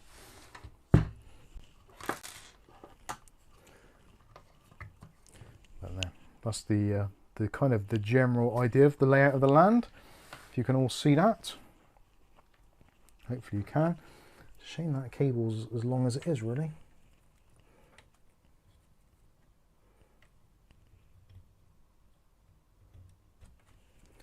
So there's that one. I don't think. Oh, it has. Yet. I was just looking to see if this board has got a USB 3.0. It has, but it hasn't got USB Type C. So that's going to go in there. So all this cable management stuff, we can tidy all that up at a later date. Can you clear the screen? Oh yeah. Right, so next I want to try and do some test fits of graphics cards to see what sort of space we get when we install them and see what we've got left with the power supplies before we go the whole hog with the CPU cooler. So I think I need 2 slots for this GPU, wherever it is. There it is. So this is a somewhat of a monster. This is a triple fan. I don't think this is going to go, but it might.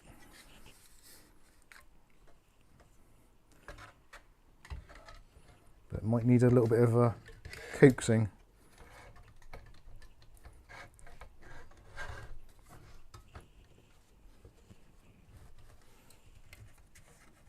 No, that ain't gonna go. Although, we take that bracket out.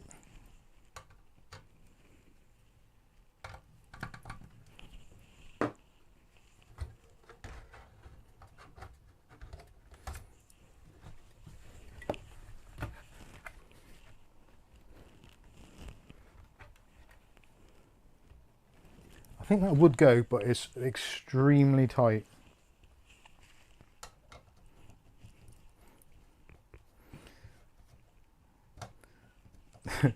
Dogman says I'll go for the 4090. Yeah, I think that would be sensible. So yeah, I think that is going to be a no-go. So triple fan cards, that one is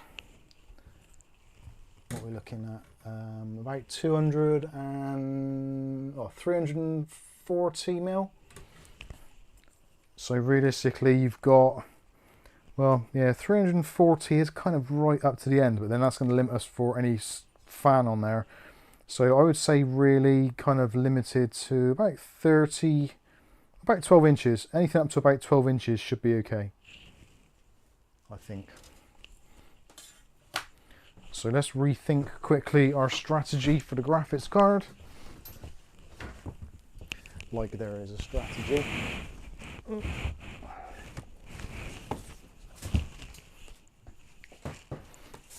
go with something a little bit smaller and arguably a little bit more powerful. The 6800 is quite a easy card to run anyway. So we'll be stressing out a little bit more by putting something a little bit more beefy in. So let's go with the Radeon RX 7800 XT.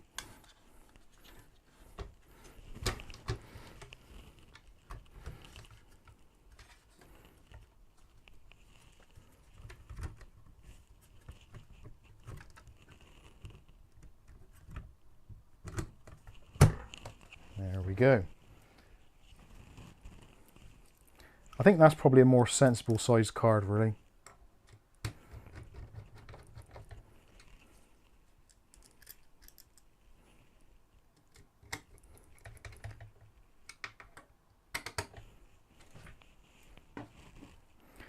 So yeah, there we go, very nice. We don't have a USB Type-C, so that is a little bit redundant there. I'm not too sure what I want to do with that, whether I want to route that back up through here for another day, maybe. Okay, now I want to see how this works out now with a power supply, because I don't think an ATX is going to fit in there very well in that situation. So let's see if we can get one in there, or at least see what it looks like.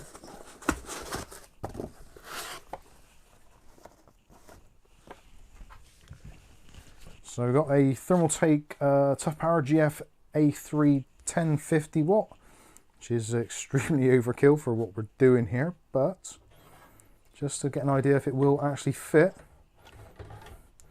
move the cables out of the way a little bit there. So yeah, that would actually go, actually no, to tell on that, no, because the cables probably wouldn't bend quite that well from that side. Do you have a USB-C to USB 2.0 adapter? I don't. No, I could use that, I suppose, yeah. That's alright, it's fine. What's the processor?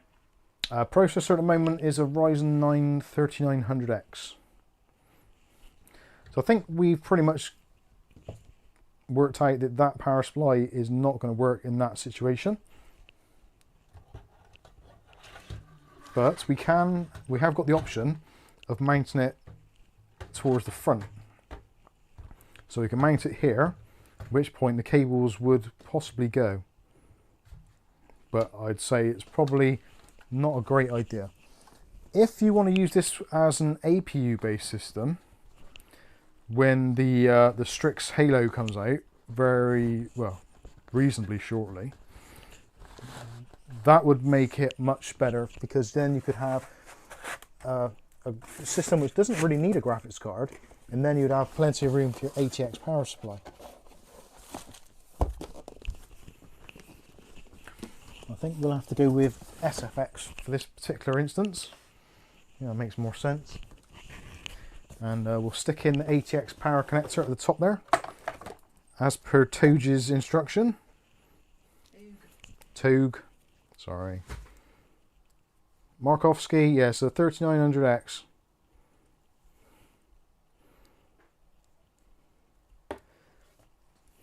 Matured like cheese. Mature.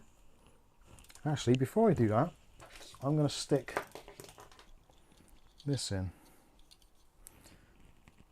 So we've got a little splitter box here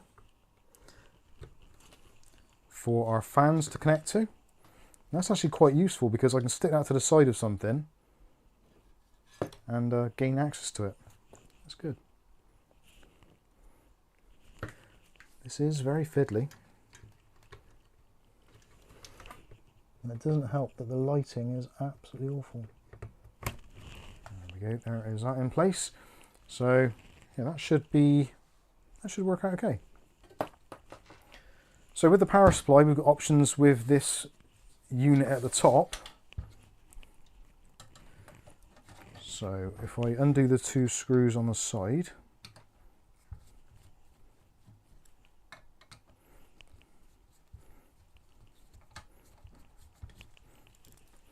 and do the other side as well.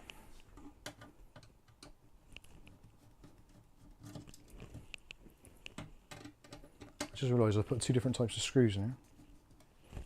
So this bit comes out, unscrews, so now you can either twist it round or do it whatever way, but what they are suggesting is that you can put it into the front. So if you don't have these fan brackets here and put those on the side, you can have it a bit more open. But I think I'm going to prefer to have the power supply over this side. So what I'll do is grab our power supply. So you can, if you want to ease cable management, you can use a bracket in there for an SFX power supply, or you can just mount the SFX power supply straight in. The choice is going to be really up to you, what you want to do. So you've got a, wrong side, easy. So you've got this adapter bracket, so you put that over the top. So that makes it an ATX size, so that's going to give you a bit more wiggle room for putting fans or wires actually behind the power supply if you want to. Where's your egg mask thing? Lamp. It's bloody flat, isn't it? I forgot to charge it. I was just thinking that.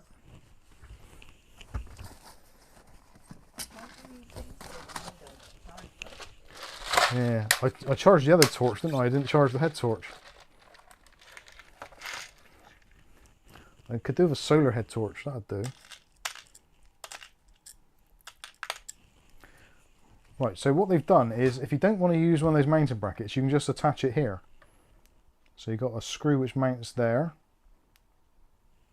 and you've got three there. So that's going to be more than enough to hold it in place. Or you could do it at that end, and have it closer towards the front. But if maybe you're going to put a fan there, you probably want that space there. So I'm going to stick it there, I think.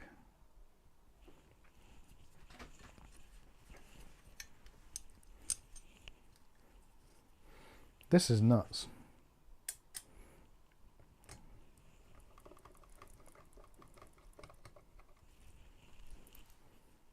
Oh, I've done it too far over, haven't I? Dibs.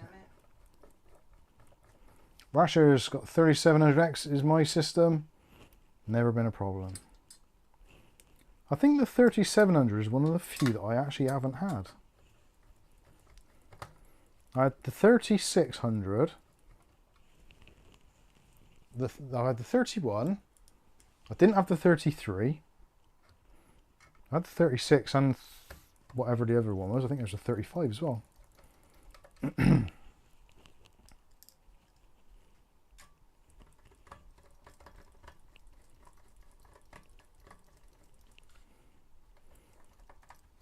Come on, get in there.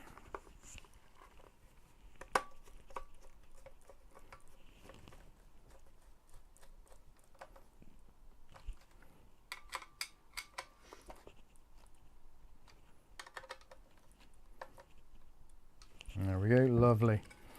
Right, let's put some other cables on here. Cables. So what do we need? We need a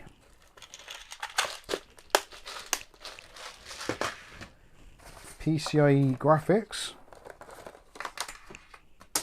Also we need our main motherboard power.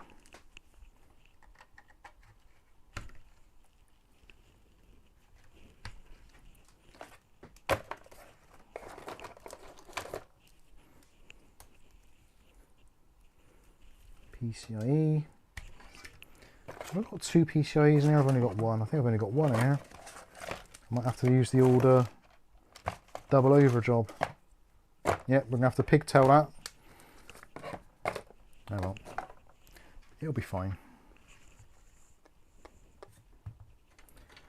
And stick that in there.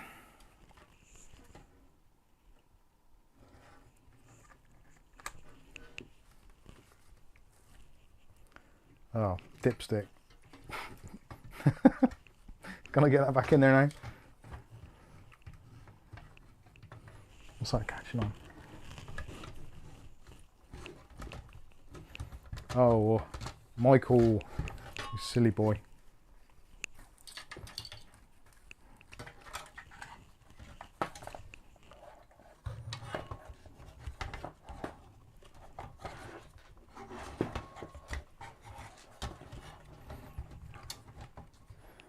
I've made this hard work.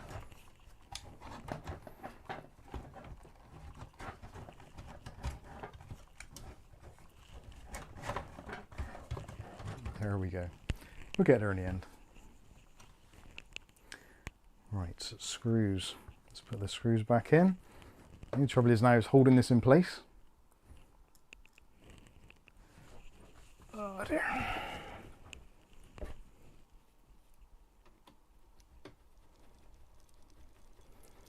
As soon as we get one screw in, we're good. Famous last words.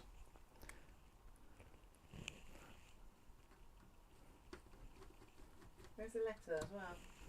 Yeah, I'm not sure. You never know, a letter might be around seeing Bob. Ooh. You never see them both at the same time. On this stream anyway. Yeah.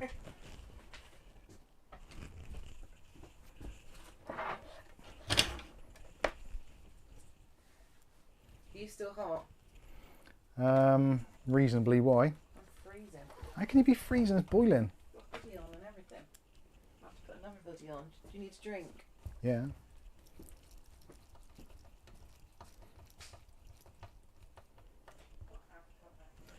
Right, there we go. There is our power supply installed. It's a bit of a mess. But now we can route this. Actually, I might just put a cable tie on there to hold that in place.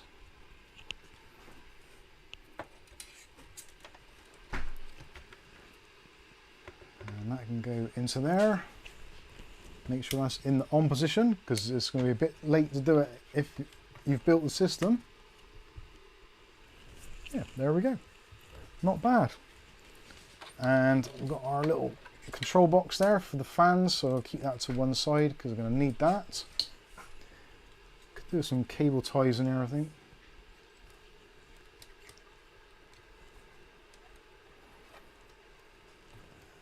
And just tuck that out of the way behind.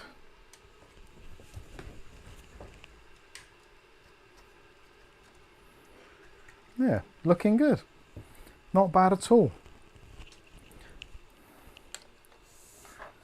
So we've got that plugged in over there, that's fine.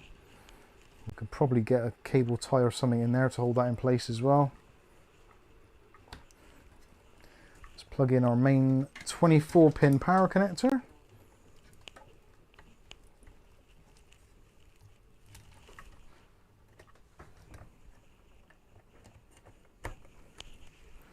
So that is going to be flat there.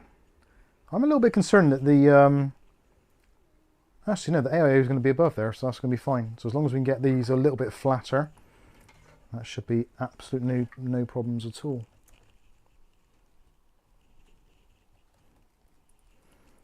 And let's stick that in there. Why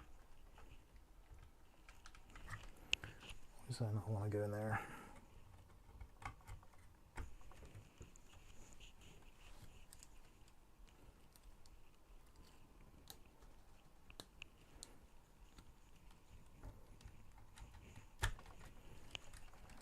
Go, and then that can be cable managed back in under there. So yeah, I think that's going to be okay. That could have probably gone in a little bit lower. In fact, oh, I don't like pulling those off. I'll put that underneath.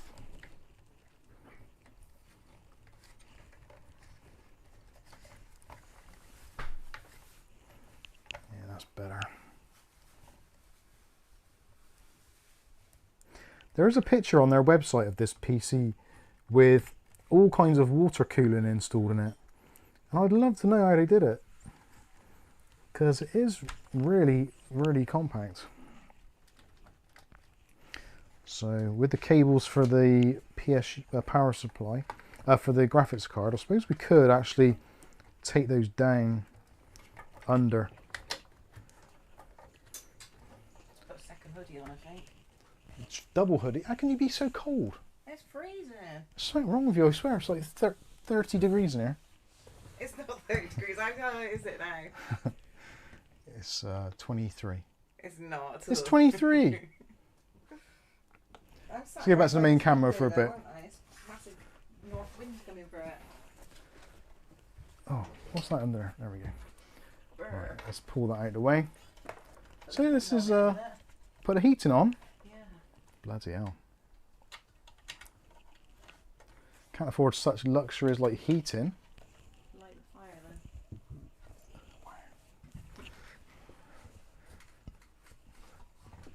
Stop taking a mickey at Mike's head. What's the matter with my head? Massive shine on it, Babs. That bold headshot reminded me of one of the few games I completed, Hitman. Alright, he says, if I go ITX, I prefer to buy something like a NUC format PC, a NUC format PC, which can be self-configured, bare bones, only needing a drive and RAM. Alright, he says, I don't think I would really enjoy an ITX build, too cramped. I like my space to make cable management easier. Micro ATX is about as small as I could go. Yeah. Did you answer that? No, what was that? About any fan grill guards? It's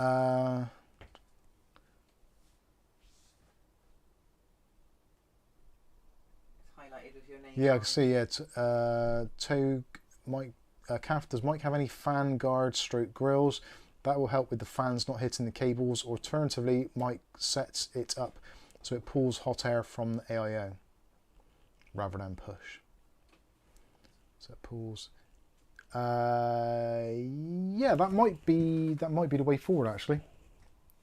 Yeah, so the fans would then be more visible on the outside, which yeah makes sense. This is going to be a cable management experience for sure.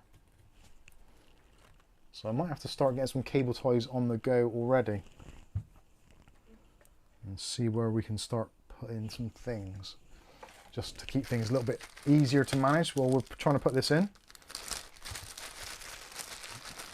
Yeah, I must say I'm actually in the same sort of boat as a Raleigh, where I generally tend to like more open designs,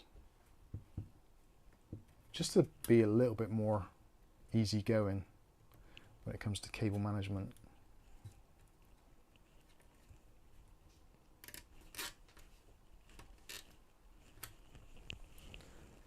I was going to put that one there, so I want to try and keep this CPU area as clear as possible at present. That I think is going to be fine there. That's our USBs, that's fine there, I think. Actually, that could do with going up a bit higher. Get reusable Velcro tape cable ties. I have got some. In fact, there's a bunch of them that Ugly Bob sent us. I don't know where mine are. And I've stuck them to mine, I think. Mine have pink ones. They still have. They're probably in your desk somewhere. They're not in my desk. I know exactly where my things are unless you touch them. She hates me.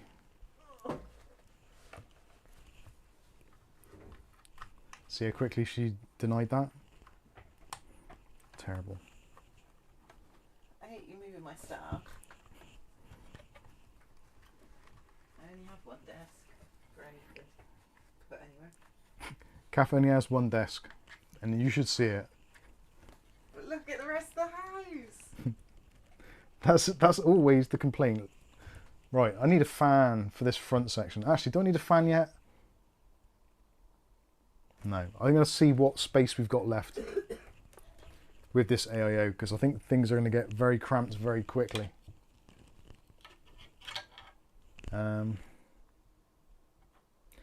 Yeah, this is actually really quite challenging. I'm trying to work out where to put everything. Because in the bin. Not the case, but the rest of the house.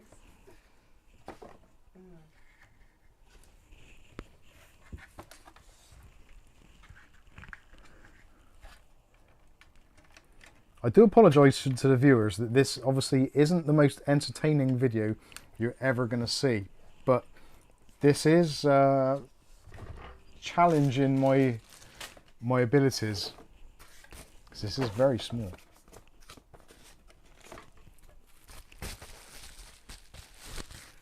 Markovsky says it looks about 10 litres. It's actually 15, I believe. Capono says, never understood why people want to build these small PCs. I think some of it is just the challenge of making it all fit together. I know Corsair do a couple of small form factor cases which are of a similar sort of ilk. So let's see, how is that going to go in there? That isn't going to go in there, I don't think. Rasher's put in a €20 super chat. Thank you very much. Thank you. And Katie. Thank you and Katie's years of tech. Thank you and Katie's years of tech vids. Joking, calf. Don't she get upset? Right, I have no idea how this is going to work. If indeed it will work. Thank you very much, Rasher. Much appreciated.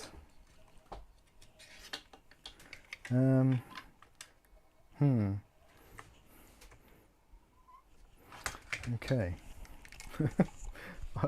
I think we better leave the lights out and I'll just pretend this finished and we'll go, yay! Thanks for all joining us and we'll see you next week.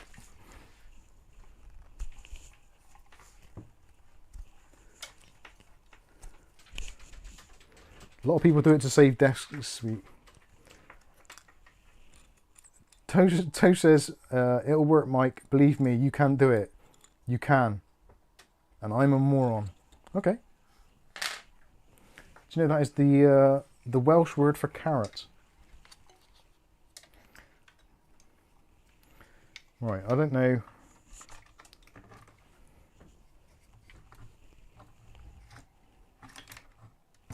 There's going to be a bit of forcing going on here, so I'm just going to force it. Because I don't think I'm left with many other choices. Let's get some hydronaut paste on the go. Actually, what else have we got here? Oh, there's some TF7 already open there, which is their stuff, so that'll do. Not sure if that's enough on there. Empty.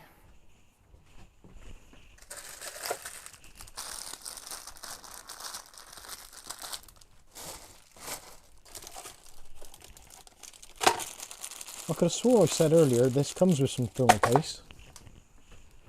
Then I've proceeded to lose it. Oh, there it is.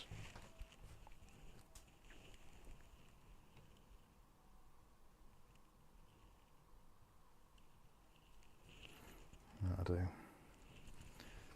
Okay, let's go to the overhead. So there is not much room. So I suppose now I've got to really choose whether or not I'm going this way, which I think is probably going to be better, or do I go that way, which I don't know if it's going to go.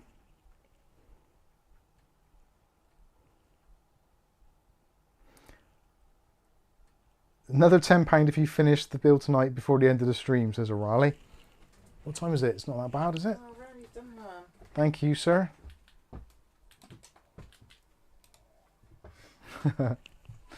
Oh dear.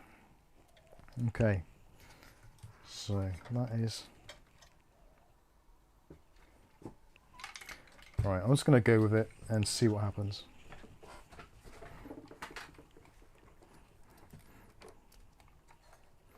I think this way is... Oh God, which way? Which way? Help me, please. I bet I've covered up the addressable RGB header now as well, haven't I? With the graphics card.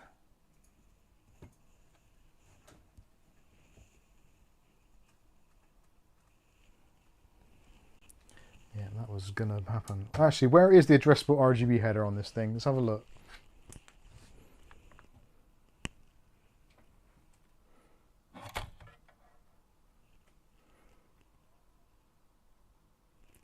Speaker. I'm sure this has addressable RGB.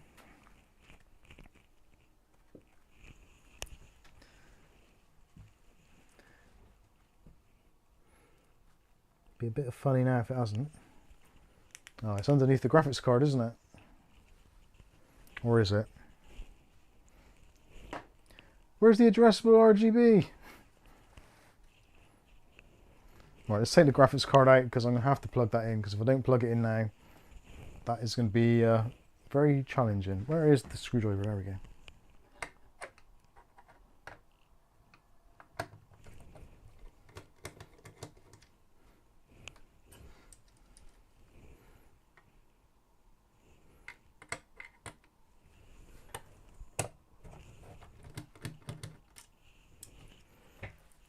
This is the bit where I can't get to the little lever. Oh no.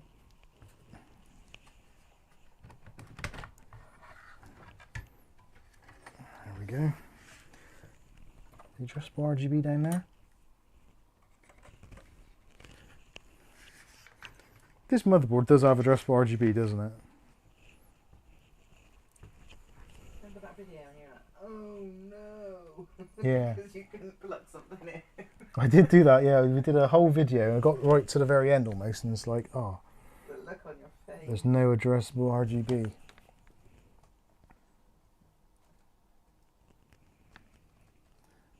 you know what? This might not have addressable RGB. Oh no. Oh no. Where is the addressable RGB? Ah, there it is. I think. And there he is, yeah, it's there. So, oh, I didn't need to take the graphics card. Why did you put your glasses on? They don't help. Glasses make things harder to read. Riley says, if this was me, I'd be going bleep, bleep. Got to take the GPU out. Oh, I don't care. Markovsky says, it's been the hottest recorded July since the 1800s, Toge. The BBC told me, lol. Yeah. And I've got two hoodies on. RGB is, yeah, Kath's sat in here with two hoodies on the hottest ever July.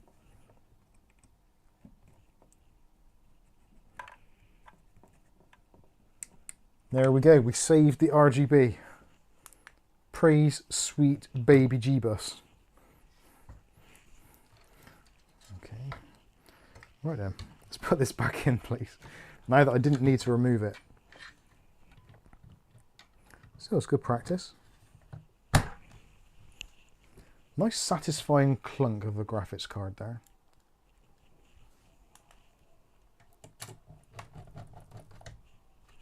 One.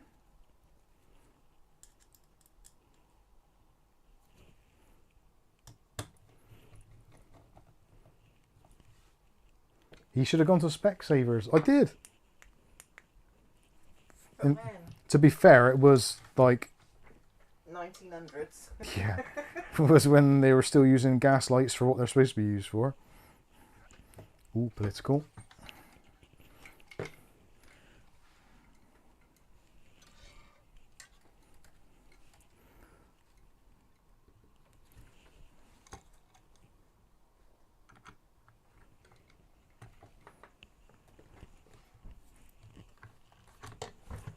Oh, you shithead.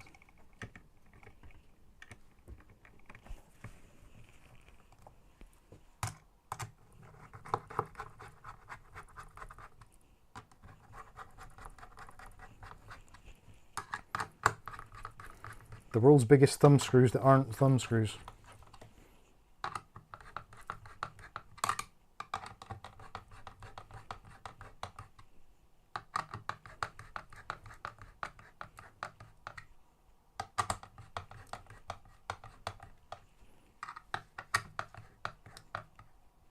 Perfect. Let's do the peel. No one noticed. Okay. So, how is this going to actually go in here? I have no idea.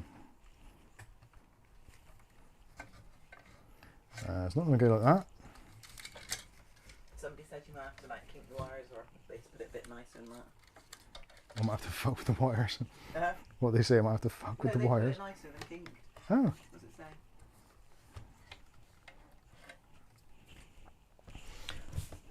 Yeah, this is okay.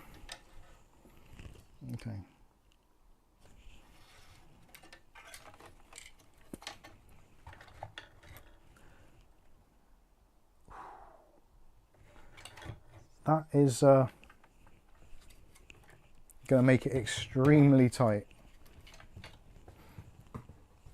Like, extremely tight. I don't see how this can work. I really don't.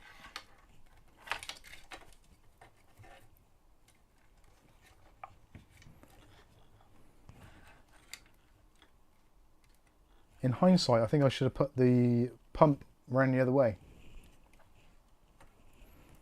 Tubes to the front, Luke said ages ago. Yeah, I've got tubes to the front.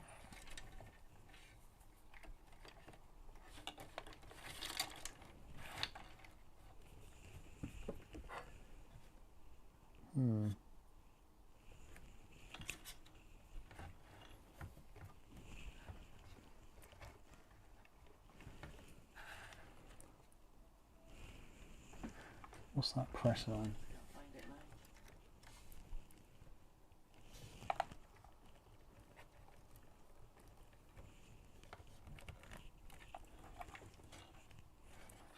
Wow. Right. Yep. I'm gonna have to take the AIO out.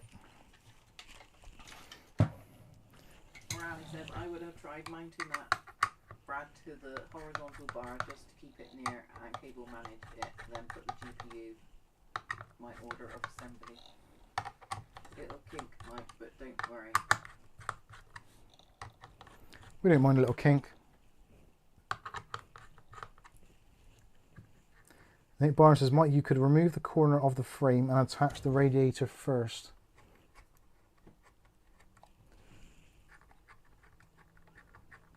Okay. As long as it's not a huge kink.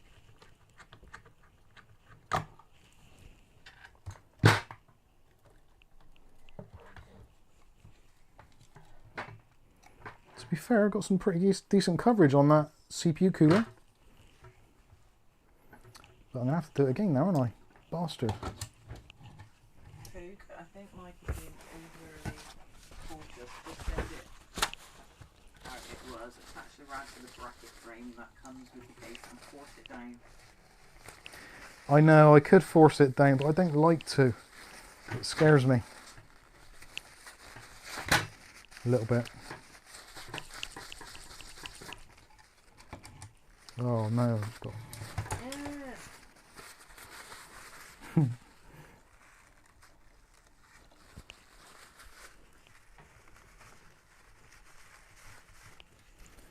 Right, take two.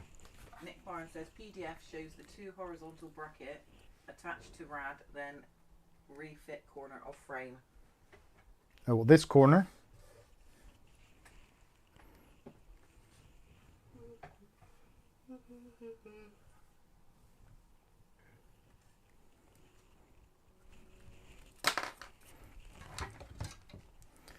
We'll get there. Mind you, British Rail said that.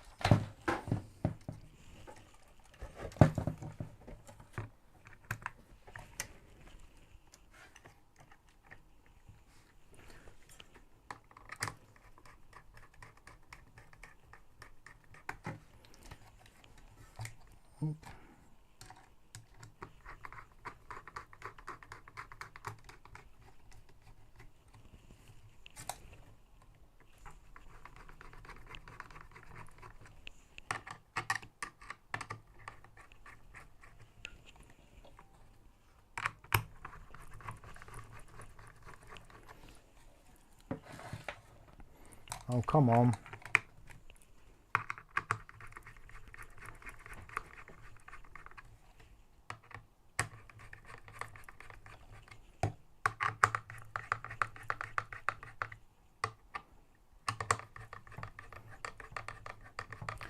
screw in.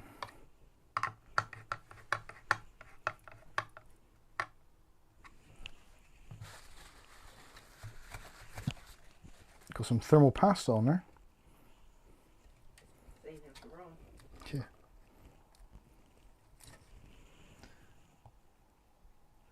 Yeah. Riley says that plate for the drives and PSU looks removable. Yeah, definitely is. But I don't know if that would actually help at the moment. It might do.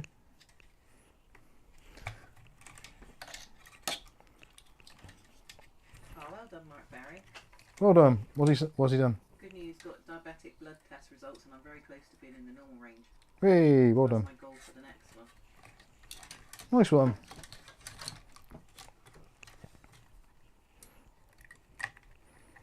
What, the next test or the next stream? Or both? Repeat. Mike, thanks for using the Hydronaut I sent you. Thank you for sending it.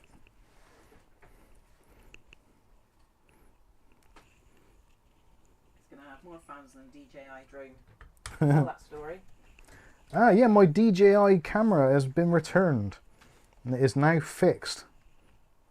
Unfortunately, they extracted £132 from my PayPal account for the privilege. But at least it's working. For the foreseeable. If he charges it. If I charge it properly. Because they've said that I wasn't charging it properly. Was that what they said? Yeah. Apparently if you're storing it and you're not using it for a certain amount of time, you have to discharge the battery, otherwise it breaks it basically. So, not entirely my fault, but kind of my fault. How do you know you're not going to be using it for some time? Well, yeah, they say like if you're not going to use it for about 3 months, make sure you discharge the battery. But who No one in their right mind would do that, would they? knows they're not going to be using it for 3 months? Yeah. You like assume you'll use it, won't you? Yeah, because you might have the off chance that you just like, oh, we're going out somewhere, quick, grab the camera. You couldn't go. No, we wouldn't go out. Oh, that didn't sound healthy. Right, that fits in there now, he says, with a slightly wry grin on his face. Right, let's get the screws on. Get this thing back into position. Sorry, got me arms and legs and all sorts over the bloody camera, haven't I? Now, did these go... Legs. My legs. Did these go that way? Someone have a look at the manual. Which way round did these go? I think they went that way. Or did they go that way? I think they can go either way.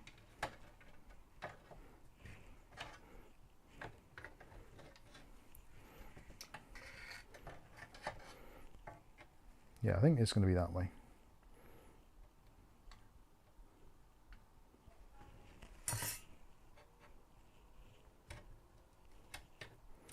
Doopy doopy doopy doo.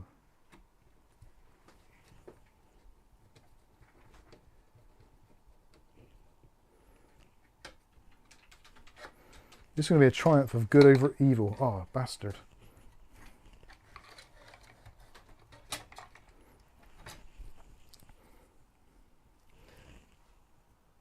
Other mic, narrowest gap.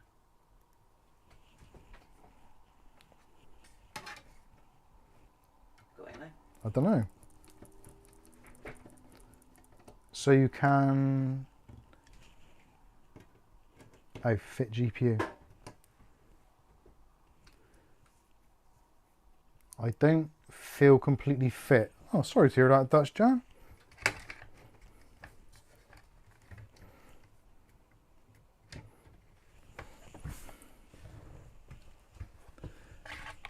Right, I'm going to pull these cables out the way and get them ready for connecting up.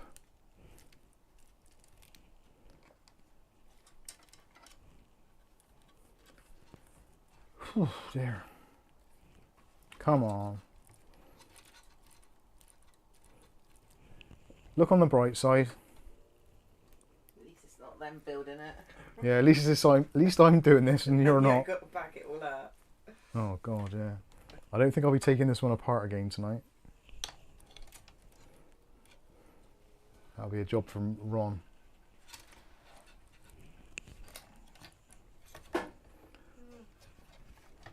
Oh dear.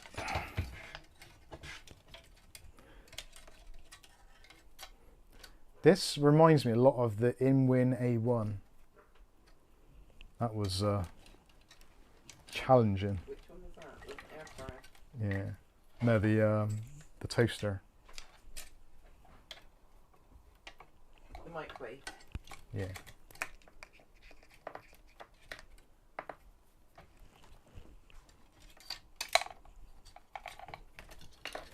I'm beginning to see now where Toad was going with the whole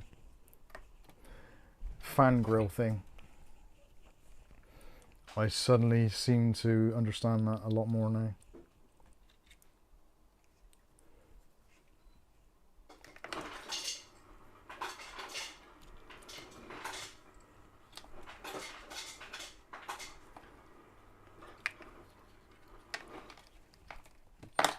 Right, where's the addressable RGB fly lead? There we go.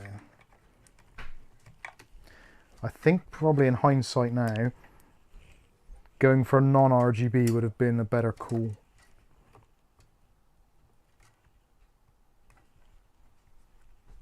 What, for ease of building or for looks? For both.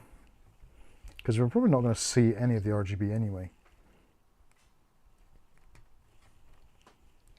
You don't want most things anyway, do you? Not really, to be honest. Like mice. What's the point?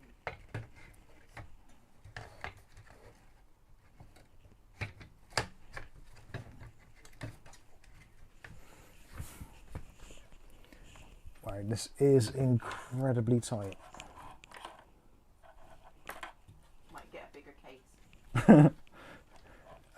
We're a bit late into the process for that. Did you show us how to fit the motherboard again? Good one. Nick Barnes.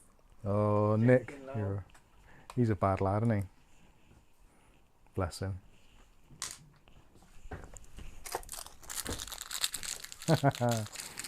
Really, I think Leanne Lee probably had the Hydra Shift LCD AIO in mind. Look, that was really hard to read then. My mouth and brain couldn't work together. They were multitasking. Might have to get the second rail back in. Yep. Piece of cake. Get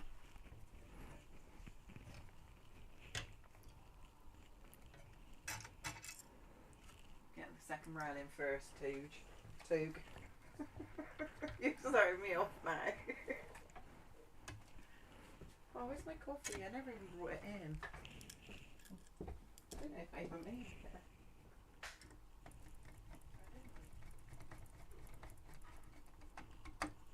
This has been a somewhat heroic build, hasn't it, so far?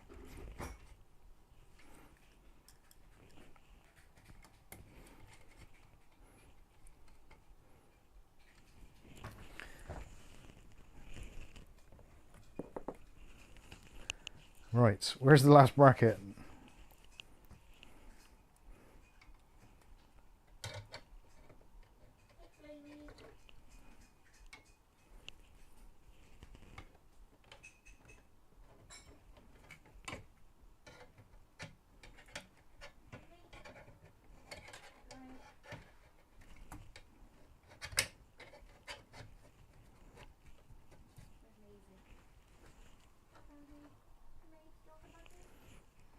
Look at that, bloody work of art. What screws do I need for that? Let's try those ones.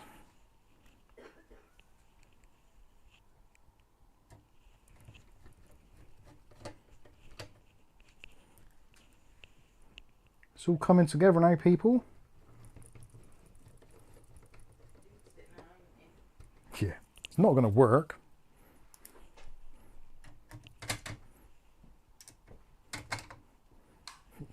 If it doesn't work, it's then they'll be like, yeah, that's it. That's what it's supposed to do.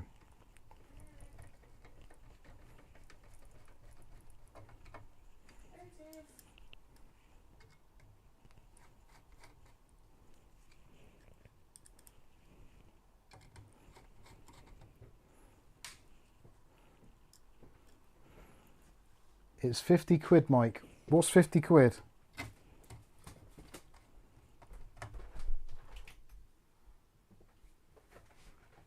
I can't see what it says there. What was Toad saying?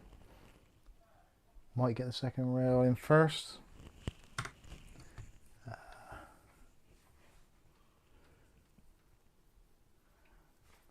Nick Barnes, I wonder how long before this case appears in the X reviews on Discord, lol.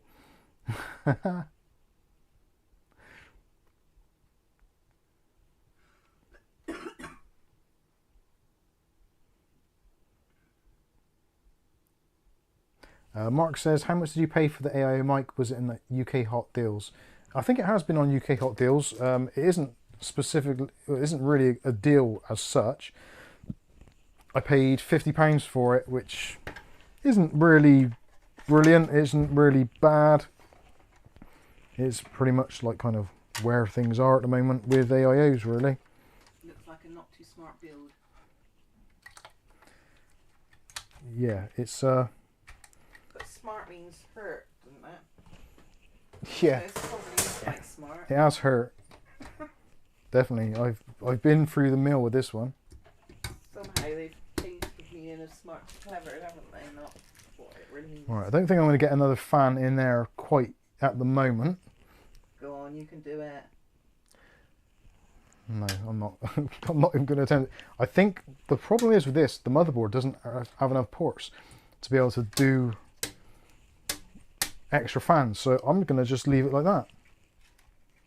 This reminds me I don't like extra fans. Yeah, I don't like extra fans. How many fans have you got in that case behind you?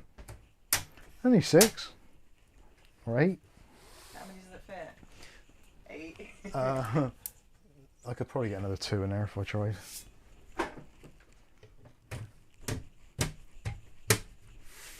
Well, all the panels fit back on, and it is assembled.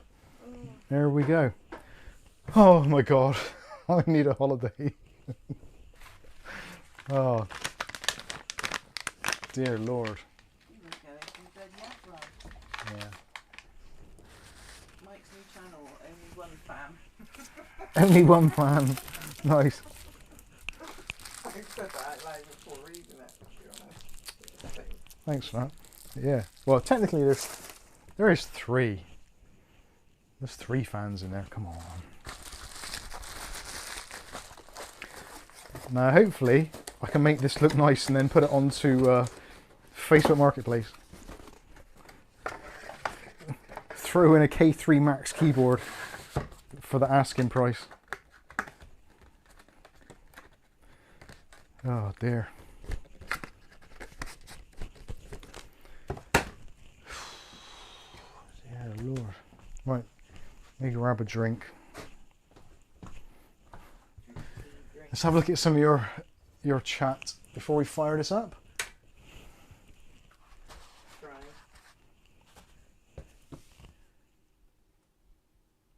Charles says, it's just hit me, we're 2 hours in and we've not seen a single puddy cat. Are they dead? No. But Calf's closed the windows now, so they can't come in. They can come in. Charles Ballard says, did he put in any storage? Yep, the M.2 is in there. I think only Otis is in, and he hides. I don't know where he is. I've started that. He won't come on camera anyway, will he? Who did I find? Arali says, not a complete build, does not have a single case fan. It's got the Noctua, or the Hoctua, in the back there. So it actually has a case fan for extraction purposes. Here comes Maisie. Here's Maisie. Oh god, that's heavy. You see her? You're looking that way, mate.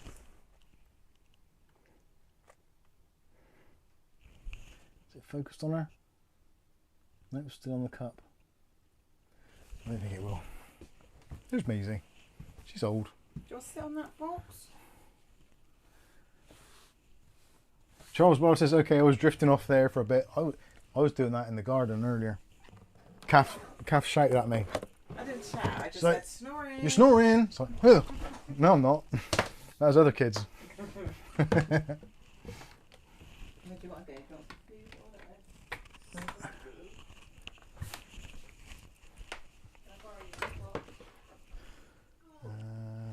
plug that in there. I need to borrow you a second, baby. Here's Poppy. There's Poppy. Don't wheel spin on there.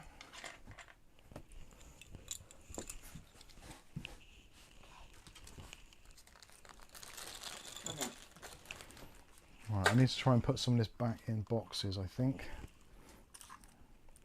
Or into bags, possibly. Oh, I'm mixing up the screws now. It's like crossing the streams.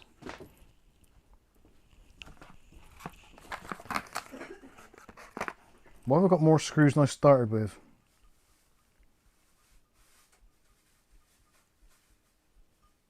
Ah. Kath, can I have one of those little druggy bags, please?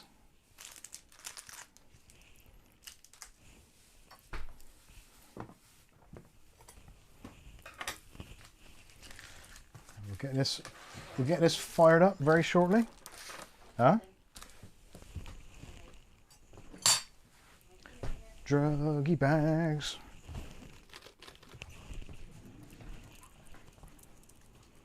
Who's taking them out of the envelope and put them over there? No, you know it's I don't think it is me. I think it's Angel. She's not here. I can blame her.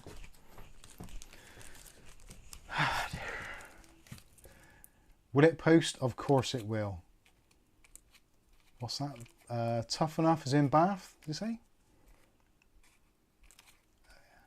I didn't know you were in Bath. That's pretty nearby.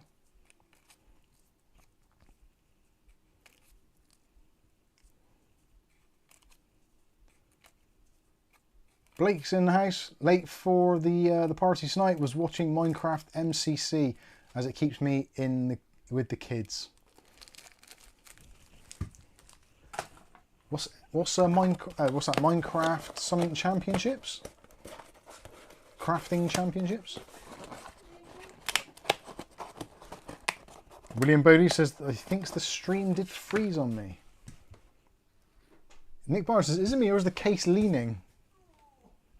No, I don't think so. It should be okay, I think. Battleship Grey. Here's Flamey. There's Flame. Hey Flame, how you doing? Camera Flame. Say hello. Hello.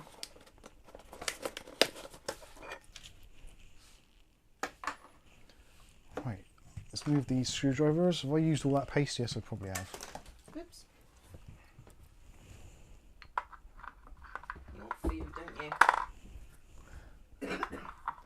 So I think I'm actually getting to understand that. I have actually watched a couple of other people that have reviewed this case, and every single one of them went air cooling.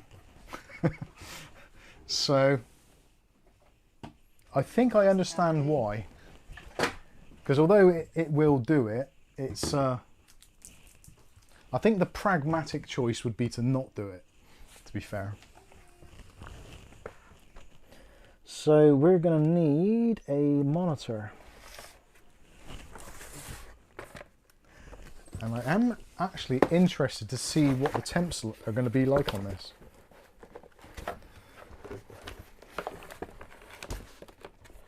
Here's Candy. Hey Candy! Hey Baba! Hey Cand! Oi! Get back! Candy, come here. Candy?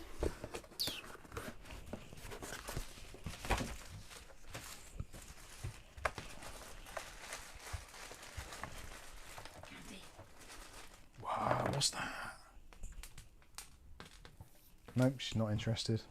She's like, don't hassle me, man. There's mice out there that need catching. There really is. A bowl of food?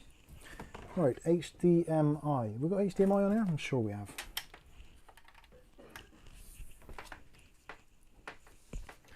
HDMI.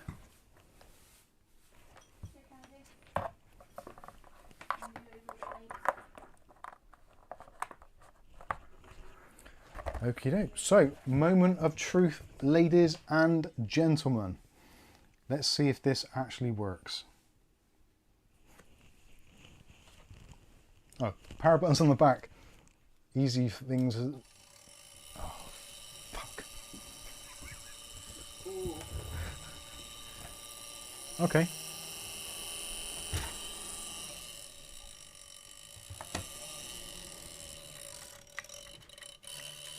That's right. That's an easy one, he says. Oh, it's the Hawk Tour.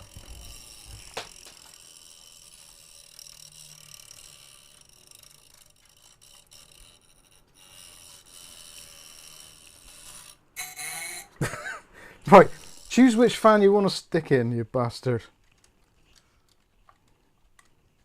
Right, we're all good now. Holy shit, that's quiet. Oh, it's ramping up now. It must have rebooted. Is it displayed anything yet? I am slightly concerned.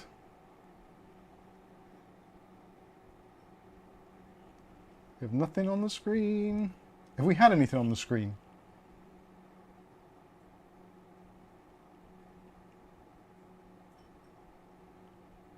It was quiet.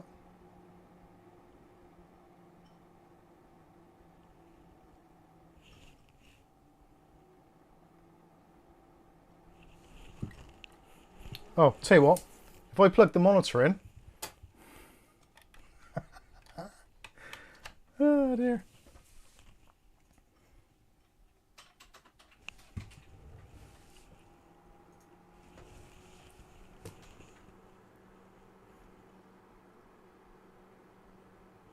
Hey.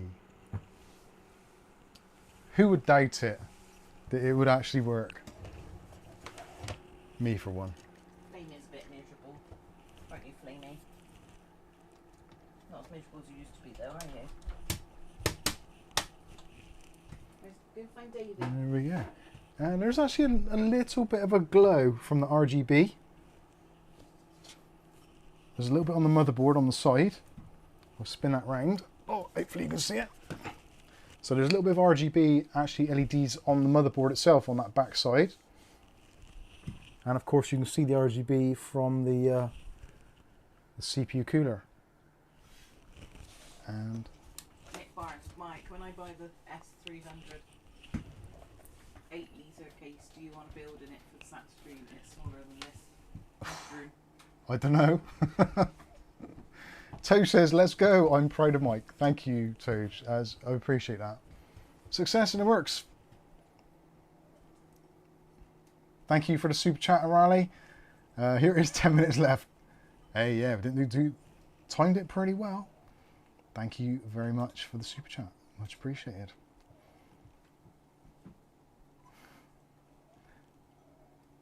Markovsky says, I like it a lot. Almost as bad as Greg Salazar, always forgetting to turn on his power lead. Yeah, this I haven't looked at the temperatures yet or anything. Oh, actually, I can tell temperatures already because I've got L-Connect running. So currently the CPU, nice, 35 degrees, 34. So we're in a 23 degree room roughly. So it's about 10 degrees over ambient, which is pretty much what you'd expect from Ryzen. It seems like we're in like 4K or some daft nonsense like that. Where are we? Display settings. Oh yeah, 100%. So we want 200% at least. Close that down. Let's open up CPU ID.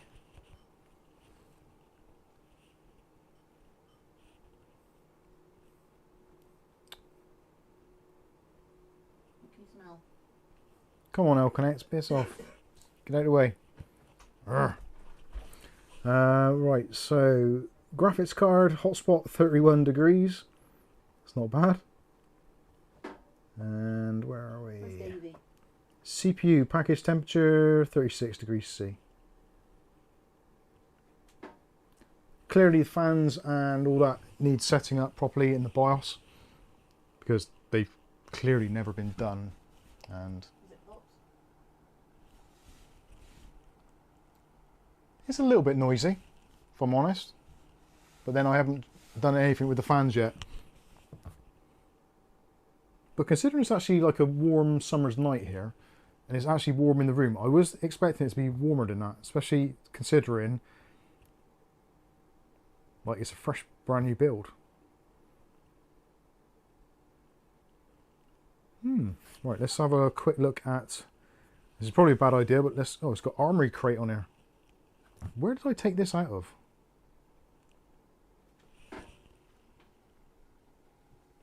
Can't find Dave at the moment. Cinebench. So Cinebench, I'm not too sure what this used to score in terms of a Cinebench score for the 3900X. Oh, what the hell? Let's just run it and see what happens. And see how noisy it gets. The fans are kicked in now. Understandable, it is a full AVX load, which does give the processor a little bit of grief. And what are we at now? Package temperature 63, or 62.9, 63. And that's running currently 145 watts. 64, nearly, 68, 63.8, there we go, 64 degrees.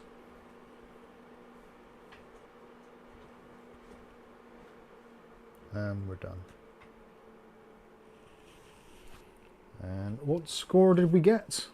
If I could see... Oh, I've set the resolution or the scaling very wrong on this, haven't I?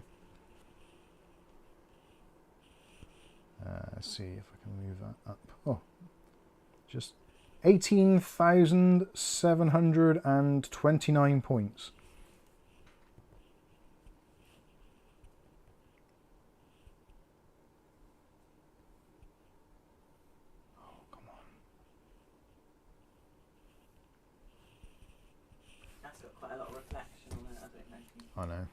I know. I'm struggling to get this to scale properly now. Let's try a different resolution. So display settings.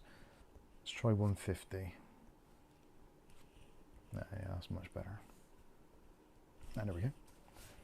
So yeah, 18,000. You probably can't see this, can you? Let me see if I can get my head nearby so it might even focus on it. So 18,729 points. For Cinebench score. This is just it's probably not got the right drivers or anything on it. 3900. 3900X, yeah. Which I'm not sure what it's meant to get. No, it's Glenn says bang on. I can't remember what it used to get. Run a benchmark like Time Spy or Superposition. I don't know if I've got either of those on here, but I will endeavour to do that. Oh, we don't have any internet either.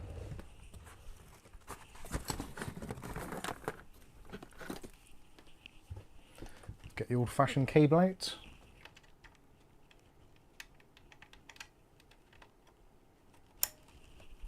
We have internet. Actually, has this got Bluetooth? Can I connect to this with Bluetooth as well? Don't think I can.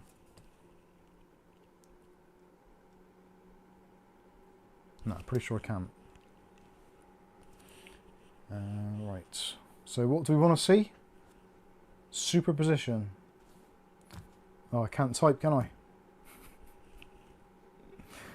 Oh, what else have I done on here? I should just plug in a keyboard, shouldn't I? That would be the sensible solution.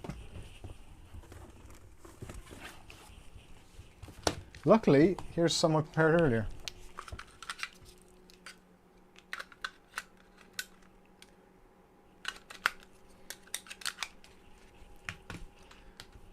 I'm actually tempted to go into the BIOS as well and change those fan settings because that is a little bit on the noisy side.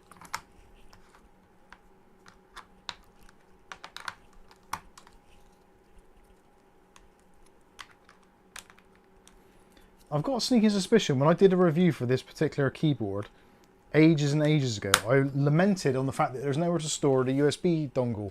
And I realised when I actually went through it the other day, there is actually a storage place for it. which I overlooked in the initial review.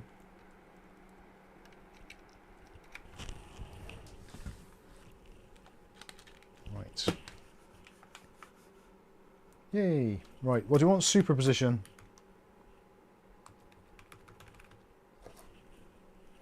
Superposition benchmark from Unigine. Free download. I like that.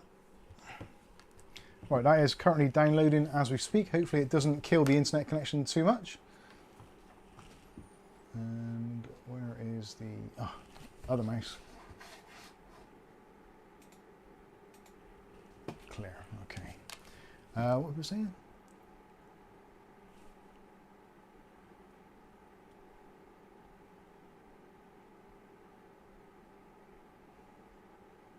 Hey, Zero Defects, how you doing?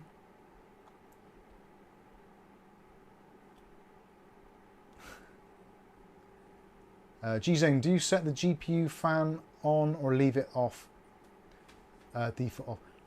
GPU fans, I always leave them whatever their factory setup is. I never ever change anything for GPUs. I make videos on it, on how to change it, but I never actually change it myself. Because I don't know, I don't really see much point. Most of the graphics cards I buy, I generally tend to buy ones which have like zero fan technology, so they are quiet, so I don't have to go in and do things to them after. But I do realise that is part and parcel of the kind of the whole fun of it. There's a bloody money spider. Must be some super chats coming.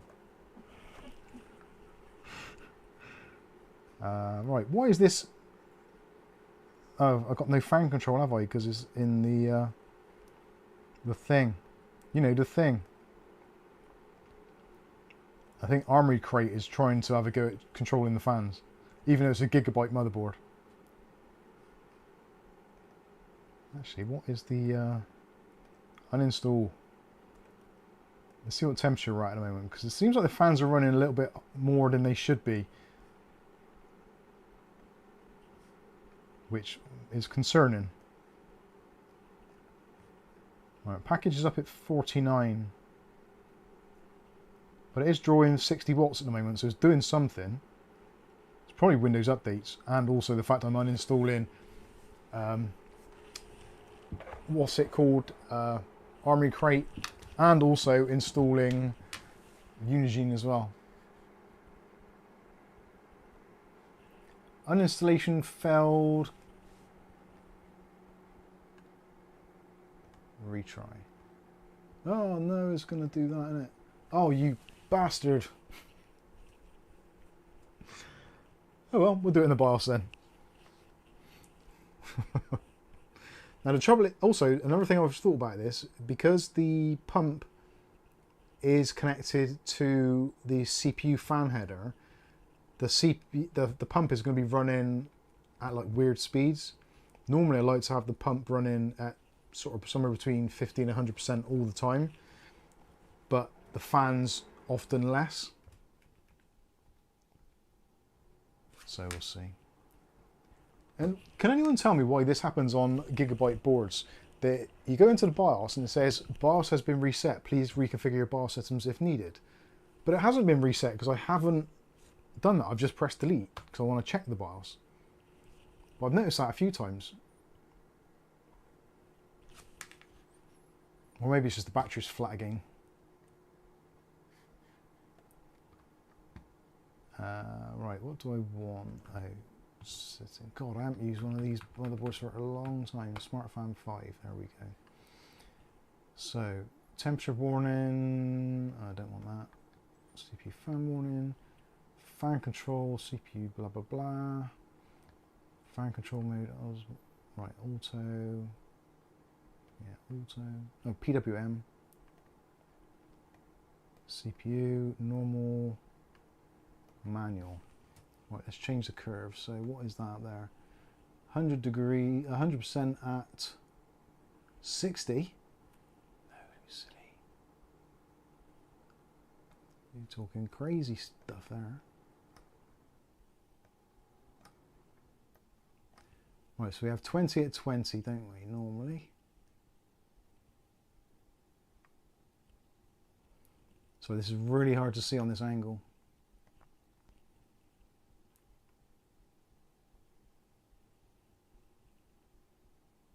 .40 at 40. And we have 60 at 60. Oh, solid, that's close enough. Apply to all. Yeah, that's much better. The fan speed is going to be kind of weird because the fan speed is currently showing 1900 RPM, but it's because I've got the pump plugged into that all-in-one block. So the CPU header is getting the pump speed and also the fan speeds at the same time, and then applying a PWM curve to both, which isn't ideal, to be honest with you. Blake asked, what monitor is that? This is the Haggerty 16-inch portable monitor.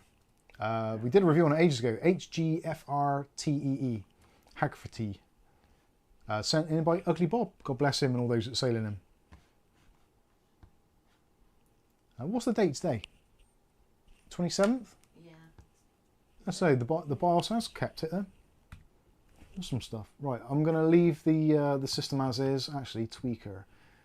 Just make sure that XMP would better turn that on, because that wasn't turned on before.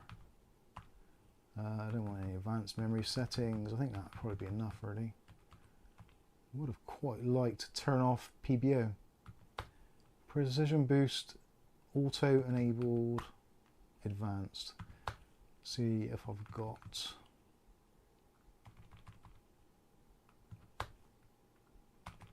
I'll leave it set to auto. Save and reset. Right, let's see what this does now. Hopefully it doesn't go too nuts.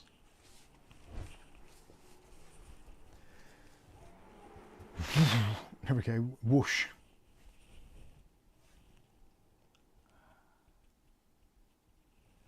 Nick Barnes says, I think it's Haggerty or Summit. Mike reviewed a while back. It is, you're right. David Underhill says it's 28th of July 2024 in the real country of Australia. It's not real. You keep on saying these things. I don't believe you. It's not real. I could do with getting rid of L-Connect as well, actually, couldn't I? Right, let's get rid of Armory Create a minute, because that is probably going to be conflicting heavily. Apps. Installed apps. Oh, it's got AMD chipset drivers, so that's a start.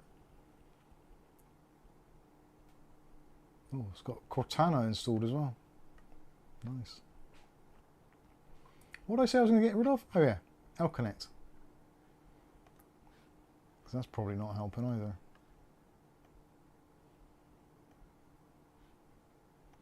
Ah, I know where this M.2 drive come from now. So this was when I did the L-Connect 3 software how-to, the tutorial.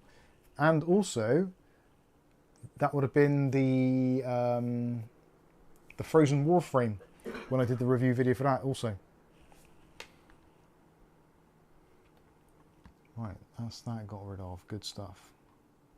There's probably all kinds of other crap on here, like Microsoft Clipchamp. Has anybody used Clipchamp? I tried to, and it was hideous. What is it? It's a video editing program. Like, there used to be, what was the one that was in, used to be in Windows? Windows Movie, yeah, Movie Maker. It's kind of like that, but crap. But that was crap, wasn't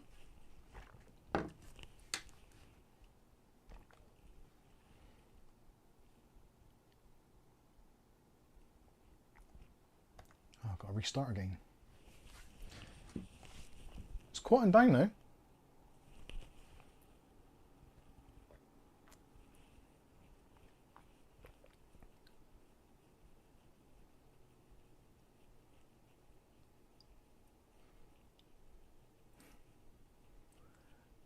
Markovsky says you have glowing embers inside that case. Yeah, no, I should set it to Unicorn Puke, shouldn't I, really?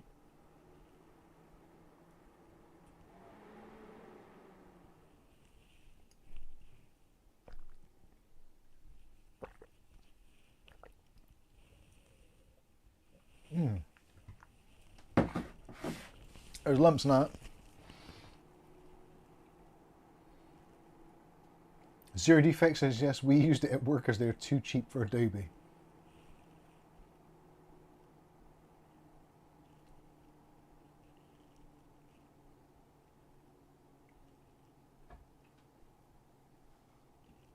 Nick Barnes says, didn't realise OBS was free software. Yeah, OBS is pretty cool. I like it. Toad says, Night Mubbers, Night Mike and Calf. Mike finally built a proper ITX PC. Certainly did. Let's run the benchmark. I honestly don't know what preset I should even be running this at. So, any options? 1080p Extreme.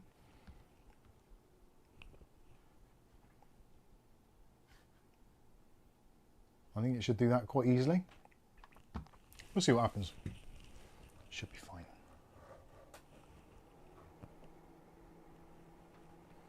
HP high. Oh, I went for extreme now.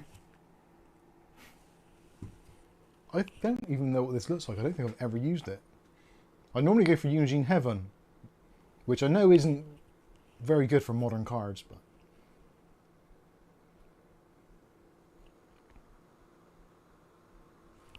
I can hear the GPU fans kicked in a bit now. And that's kind of cool. So we're currently getting around about 80 to 90 FPS. 1080p Ultra, or 1080p Extreme, sorry. So minimum FPS 75.9, average currently is 84, max 92.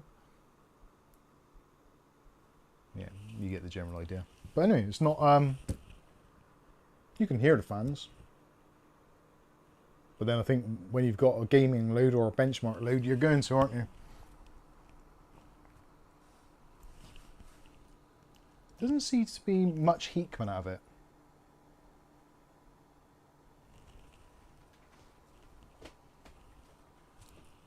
Happy days. I think it looks quite cute.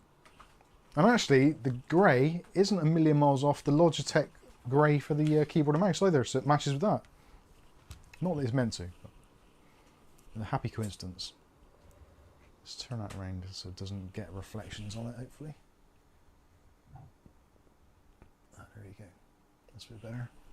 Yeah, you can see it glowing inside, can't you? I can see it on the screen now. Yeah, you can see the AIO pipes bent round there. Glenn says the case is a nice grey. I think that was one of the things which drew me to it, and I wanted it to be a little bit different because, let's be fair, it is like an ITX box for some people isn't the most exciting thing in the world. So I thought having something which is a different colour might be yeah, just a little bit different. And I quite like the grey. And it matches up with the Keychron K3 Max almost perfectly. If I could grab it. Where is it?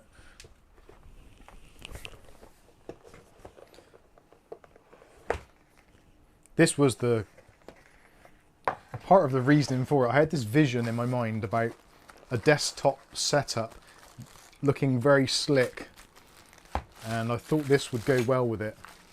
And actually, as an ironic turn of things, the orange LED actually matches with the orange Keychron logo. So we've got a little bit of orange RGB because it's Gigabyte. And we've got the keyboard, which, because we've got multiple grey textures on here, I think that goes with it quite nicely. It's probably a little bit too light, actually. But when you have it down there, yeah, it kind of goes, doesn't it? Sort of. I was thinking along the right lines, I think. Oh, I should mention as well, for those of you that are interested, the Keychron K3 Max giveaway has concluded, and there was a winner drew or drawn. Drew or drawn? Drawn? Do you draw? You draw a winner. Past tense would be drawn, wouldn't it? Or is there not a past tense for that? I don't know. Anyway, the winner was Irie Wolfman, a regular of the channel. So that's always a nice thing to see when there's someone who's kind of here and has been with us for a while, winning something on the channel. So his details have been passed, well, I passed his details over to Keychron, and apparently I've sent him the shipping information as well, so they have sent it, so he should be receiving that reasonably shortly. Postage doesn't always take that long. So yeah, he'll be getting his nice new shiny K3 Max keyboard. And hopefully we'll be able to do some more giveaways very shortly. And hopefully I'll be able to keep my trousers up, because my trousers are falling down because I've not got a belt on. Right, what are the results?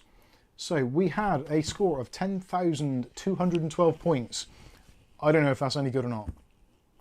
I have no idea. So FPS minimum 58.50, average of 76.42, maximum of 93.90, and GPU Celsius not applicable. No idea what that means. And that is with the Ryzen 9 3900X 12-core processor running at 3.8 GHz. Very nice. Gonna save that. Yep, let's save it to the desktop. Oh, no, superposition. Let's just save it there. File saved. Didn't know you could do that. Back. So I don't know if that's a good score or not. I don't think I can run it in any other size, can I? Because I've only got a 1080p monitor. Okay. How do I actually get out of this?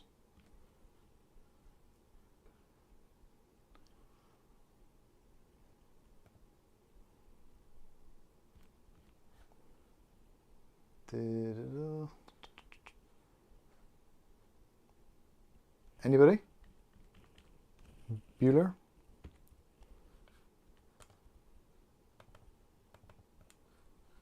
Ah, click on that. Scaling's a bit messed up. Right, let's have a look now and have a look, see where we're at temperature wise. Continue, don't want to upload that.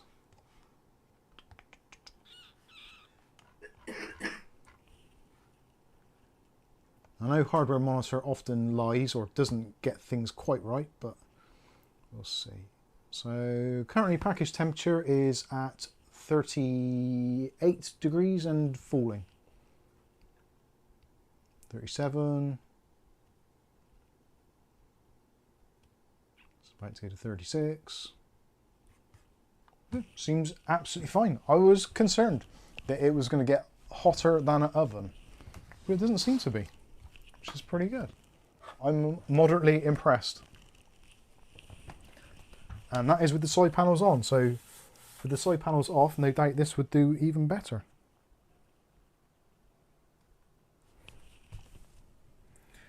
Rasher says, I Wolfman is a cool dude despite what Toast says. What's Toast say? I don't think I want to know. So temperature, oh, have I given you the...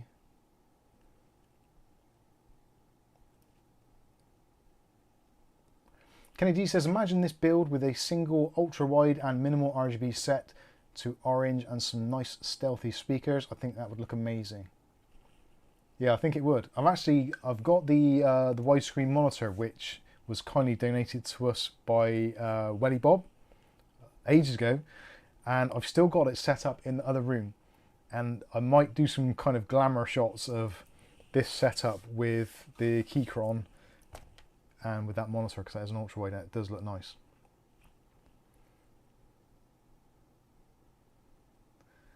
So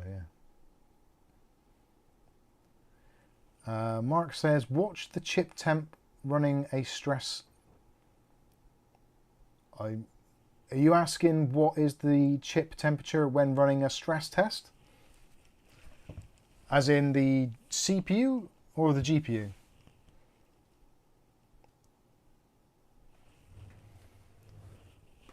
I'm not too sure what you're asking there, but let's see. Let's do the old Cinebench again. I think we're currently doing a load of updates as well. CPU. Okay, let's do the run that CPU test again. Let's see where we get to. So CPU is currently at 64 and climbing. Again, 145 watts. This hasn't been tweaked, so no PBO enhancements or undervolting, which would help things out a little bit. 66 degrees. 67. These are package temps, by the way. So package temperatures are generally a little bit higher than individual cores, but they are sort of averaged out.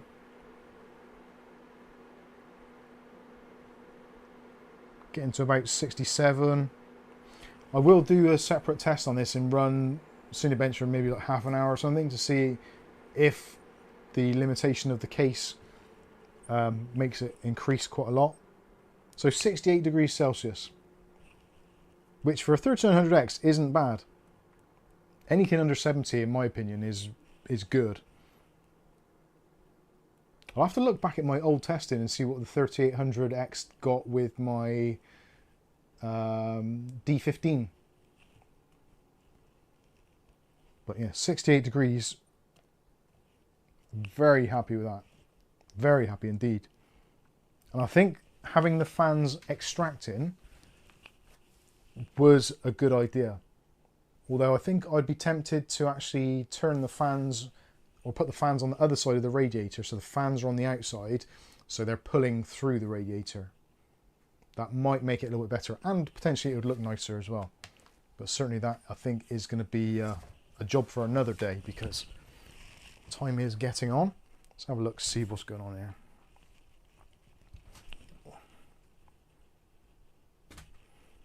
Oh. Getting the top panel off is not easy. It's very well built. See, there's not a lot of heat in here. And I think actually having those fans where they are, if you look in there, because the fans are taking out heat, kind of pretty much around the VRM area and everything as well. So that's going to be really helpful for keeping those temps down. So yeah, actually, I'm actually quite pleasantly surprised. I didn't think it was going to do quite as well as it has actually.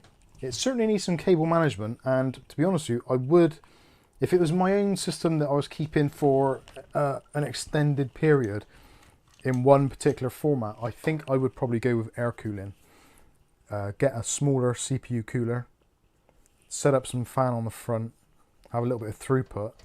This works great though, and for something which is very portable. Actually, we haven't looked at the bottom yet, have we? So you see the graphics card's got actually quite a lot of room to breathe. I haven't put the filter on the bottom because, as I keep on saying in a lot of the videos, it's a very common thing with, obviously dust, yes, is a very lightweight particle, but gravity is also a somewhat kind of known thing. So in terms of dust, if you're using this in a normal environment, dust is going to come down, and if you've got to look on a mouse mat or something, it's even better, because dust is going to come down. It's probably going to settle around on the fibres. If it's on a surface like a desk, then maybe they might slide along there a little bit. But it's unlikely with this amount of airflow that you're going to have enough suction force for dust to go down, across, and then back up inside the computer. It's really unlikely. And of course, being as porous as it is, there isn't really any... You can't really feel any airflow at all, apart from a little bit of exhaust at the back where that fan is. There's a little bit there. You can feel a little bit there for the power supply.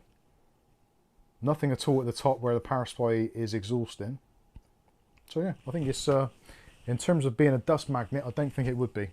If you change the fan situation, then maybe that would change, but depends on your environment. If you're in one of those environments where you've got like kids, or you've got antiperspirant people, like antiperspirant deodorant, the stuff with like the white powder in, you're spraying that around, that kind of shit gets everywhere. So you might want to consider a little bit of extra dust protection for that. But overall, I don't think it's going to be a problem at all.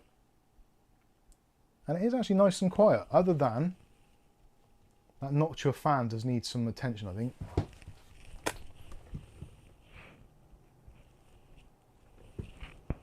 I'm trying to work out if it's the Noctua fan or it's the pump. I'm pretty sure it's the Noctua fan. Anyway, I think that is... oh, what's going on here? I bet it's doing the Windows updates now. You get the Windows updates running. I will look at some of your chat in the comments and see what you guys think. So hopefully you've enjoyed tonight's stream. It's been a little bit different because I've tried to dedicate a bit of time to this because I wanted to see what it could actually do, what it is capable of. Oh god, yeah. So we're doing loads of Windows updates at the moment. That's what is ramping up. I hate Windows updates, I really do. They're good for business, but I don't like them. Right. Question: what's the CPU? The GPU in there? It's a 7800 XT dual fan, not the triple fan, unfortunately.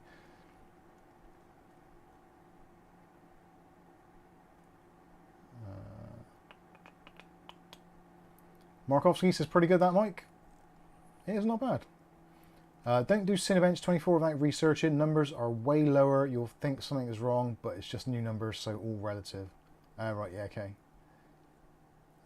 Nice temps. William Bodie says, use the laser temp. That's a good idea. It's over there. Behind that chair. It's so cramped in here. Everything, I pack everything away, or try to pack everything away neatly. So when I need anything, if there's anything in the way, it's like, oh god, I've got to move. It's like Tetris, honestly. Tetris in the house, trying to move the chair out of the way so I can open the door on that, so I can pull out the drawer. Oh dear.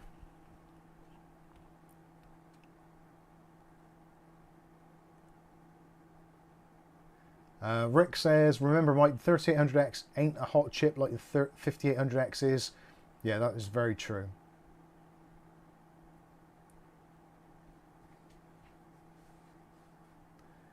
Shady says, Mike, I noticed my PCH temp on hardware monitor was a fair bit higher than any other temp when downloading, and a fairly big update to Flight Sim. The PCH, I think, does that control disk I/O as well and data throughput? I think it does. So if you're doing disk I/O, downloading updates and stuff, you might experience higher PCH temps. If the PCH on your board is part of your chipset, which they generally tend to be, I think. Am I thinking about the right thing? Yeah, PCH. Yeah, it might be just, depending on how old the board is, you might want to look at repasting it or maybe changing the thermal pads. Or if it's just where the heat sink is right up against the GPU and the GPU is blasting hot air over it, that can increase temps quite a bit. Viali Winner says, been great, Mike, very good entertainment. Thank you.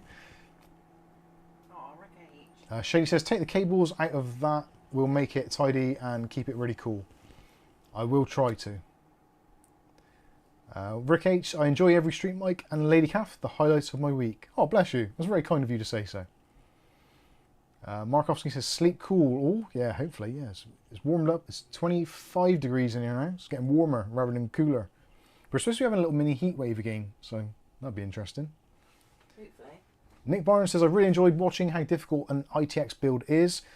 Do question whether going smaller is a good idea, as no room for extra fans or AIO or SSDs. That is, like I said, with ITX builds, there is always a trade-off of some sort. It's a shame there isn't a perfect ITX case. Well, there kind of is, but it's micro ATX. Realistically, if you want to get the best out of an ITX motherboard, put it into a micro ATX case. They're generally not that much bigger and generally cheaper. And then, of course, you don't have to pay for an ITX motherboard. So sometimes going for a compact micro ATX is a little bit more beneficial because you've got a lot more wiggle room in there. You're still going to be struggling for a lot of cases with AIOs and things like that, fan placement, GPU sizes, but it does open up a lot more opportunities. But it does come at the expense of physical real estate. Some people just like having a smaller PC, but they don't want to be into like a pigeonhole where you buy one of those kind of the B-Links or the Minis Forum PCs, the kind of ones where you just add a disk and a RAM. For some people that's fine, but for some of us we like to be able to modify, tweak our systems, change them at some point, maybe put in another motherboard, another processor, different RAM, etc, etc. So ITX does give you that kind of option of having a little bit more flexibility to put in almost whatever you want. It does come at somewhat of a price premium. Although if you look at some of the prices of the PCs on Minis Forum, they can get exceptionally expensive very quickly. So if you can pick up a nice little ITX board, relatively cheap, a case like this where you can use an ATX power supply at a push, might be just the thing some people need. Anyway, Freedom House, PCH is chipset temperature. Okay, yeah, I thought it was. So yeah, if you've got a graphics card, if you've got a non-cooled heatsink on your chipset, and it's right next to a GPU, it's going to get hot, because the hot air from your GPU is being blasted into the heatsink. If there's no direct airflow over it, the temps will get quite high. Nick Barnes says, damn, no adverts until Mike responding to my comment, for fuck's sake. Sorry. John David Sullivan says, I've wanted to do an ITX build. It's a good insight. No problem. That is, that's what we try and do here. Is we try and keep it a little bit real. I am struggling with it. I have struggled with it. I'm going to be completely honest and say that I have. It's not an easy case to work in, and especially going down the water cooling route, which I knew was going to be harder than air cooling. But I wanted to do it just to see if it was possible and what the outcome would be like. And actually, I've got to be honest with you, I'm pretty pleased. I've worked in cases which are a lot harder, and I've worked in cases where I just couldn't fit an AIO. So the fact that it actually does go in there, it works, and the temps are actually relatively okay, pretty happy. So I think we should end things there because time is ticking on. That's we're just about hitting the 3-hour mark, so about right for us. So thank you all so much for your contributions, and even for just joining us tonight. I know it's a really nice summer's night, so a lot of you probably got better things you could be doing, but thanks for hanging out with us.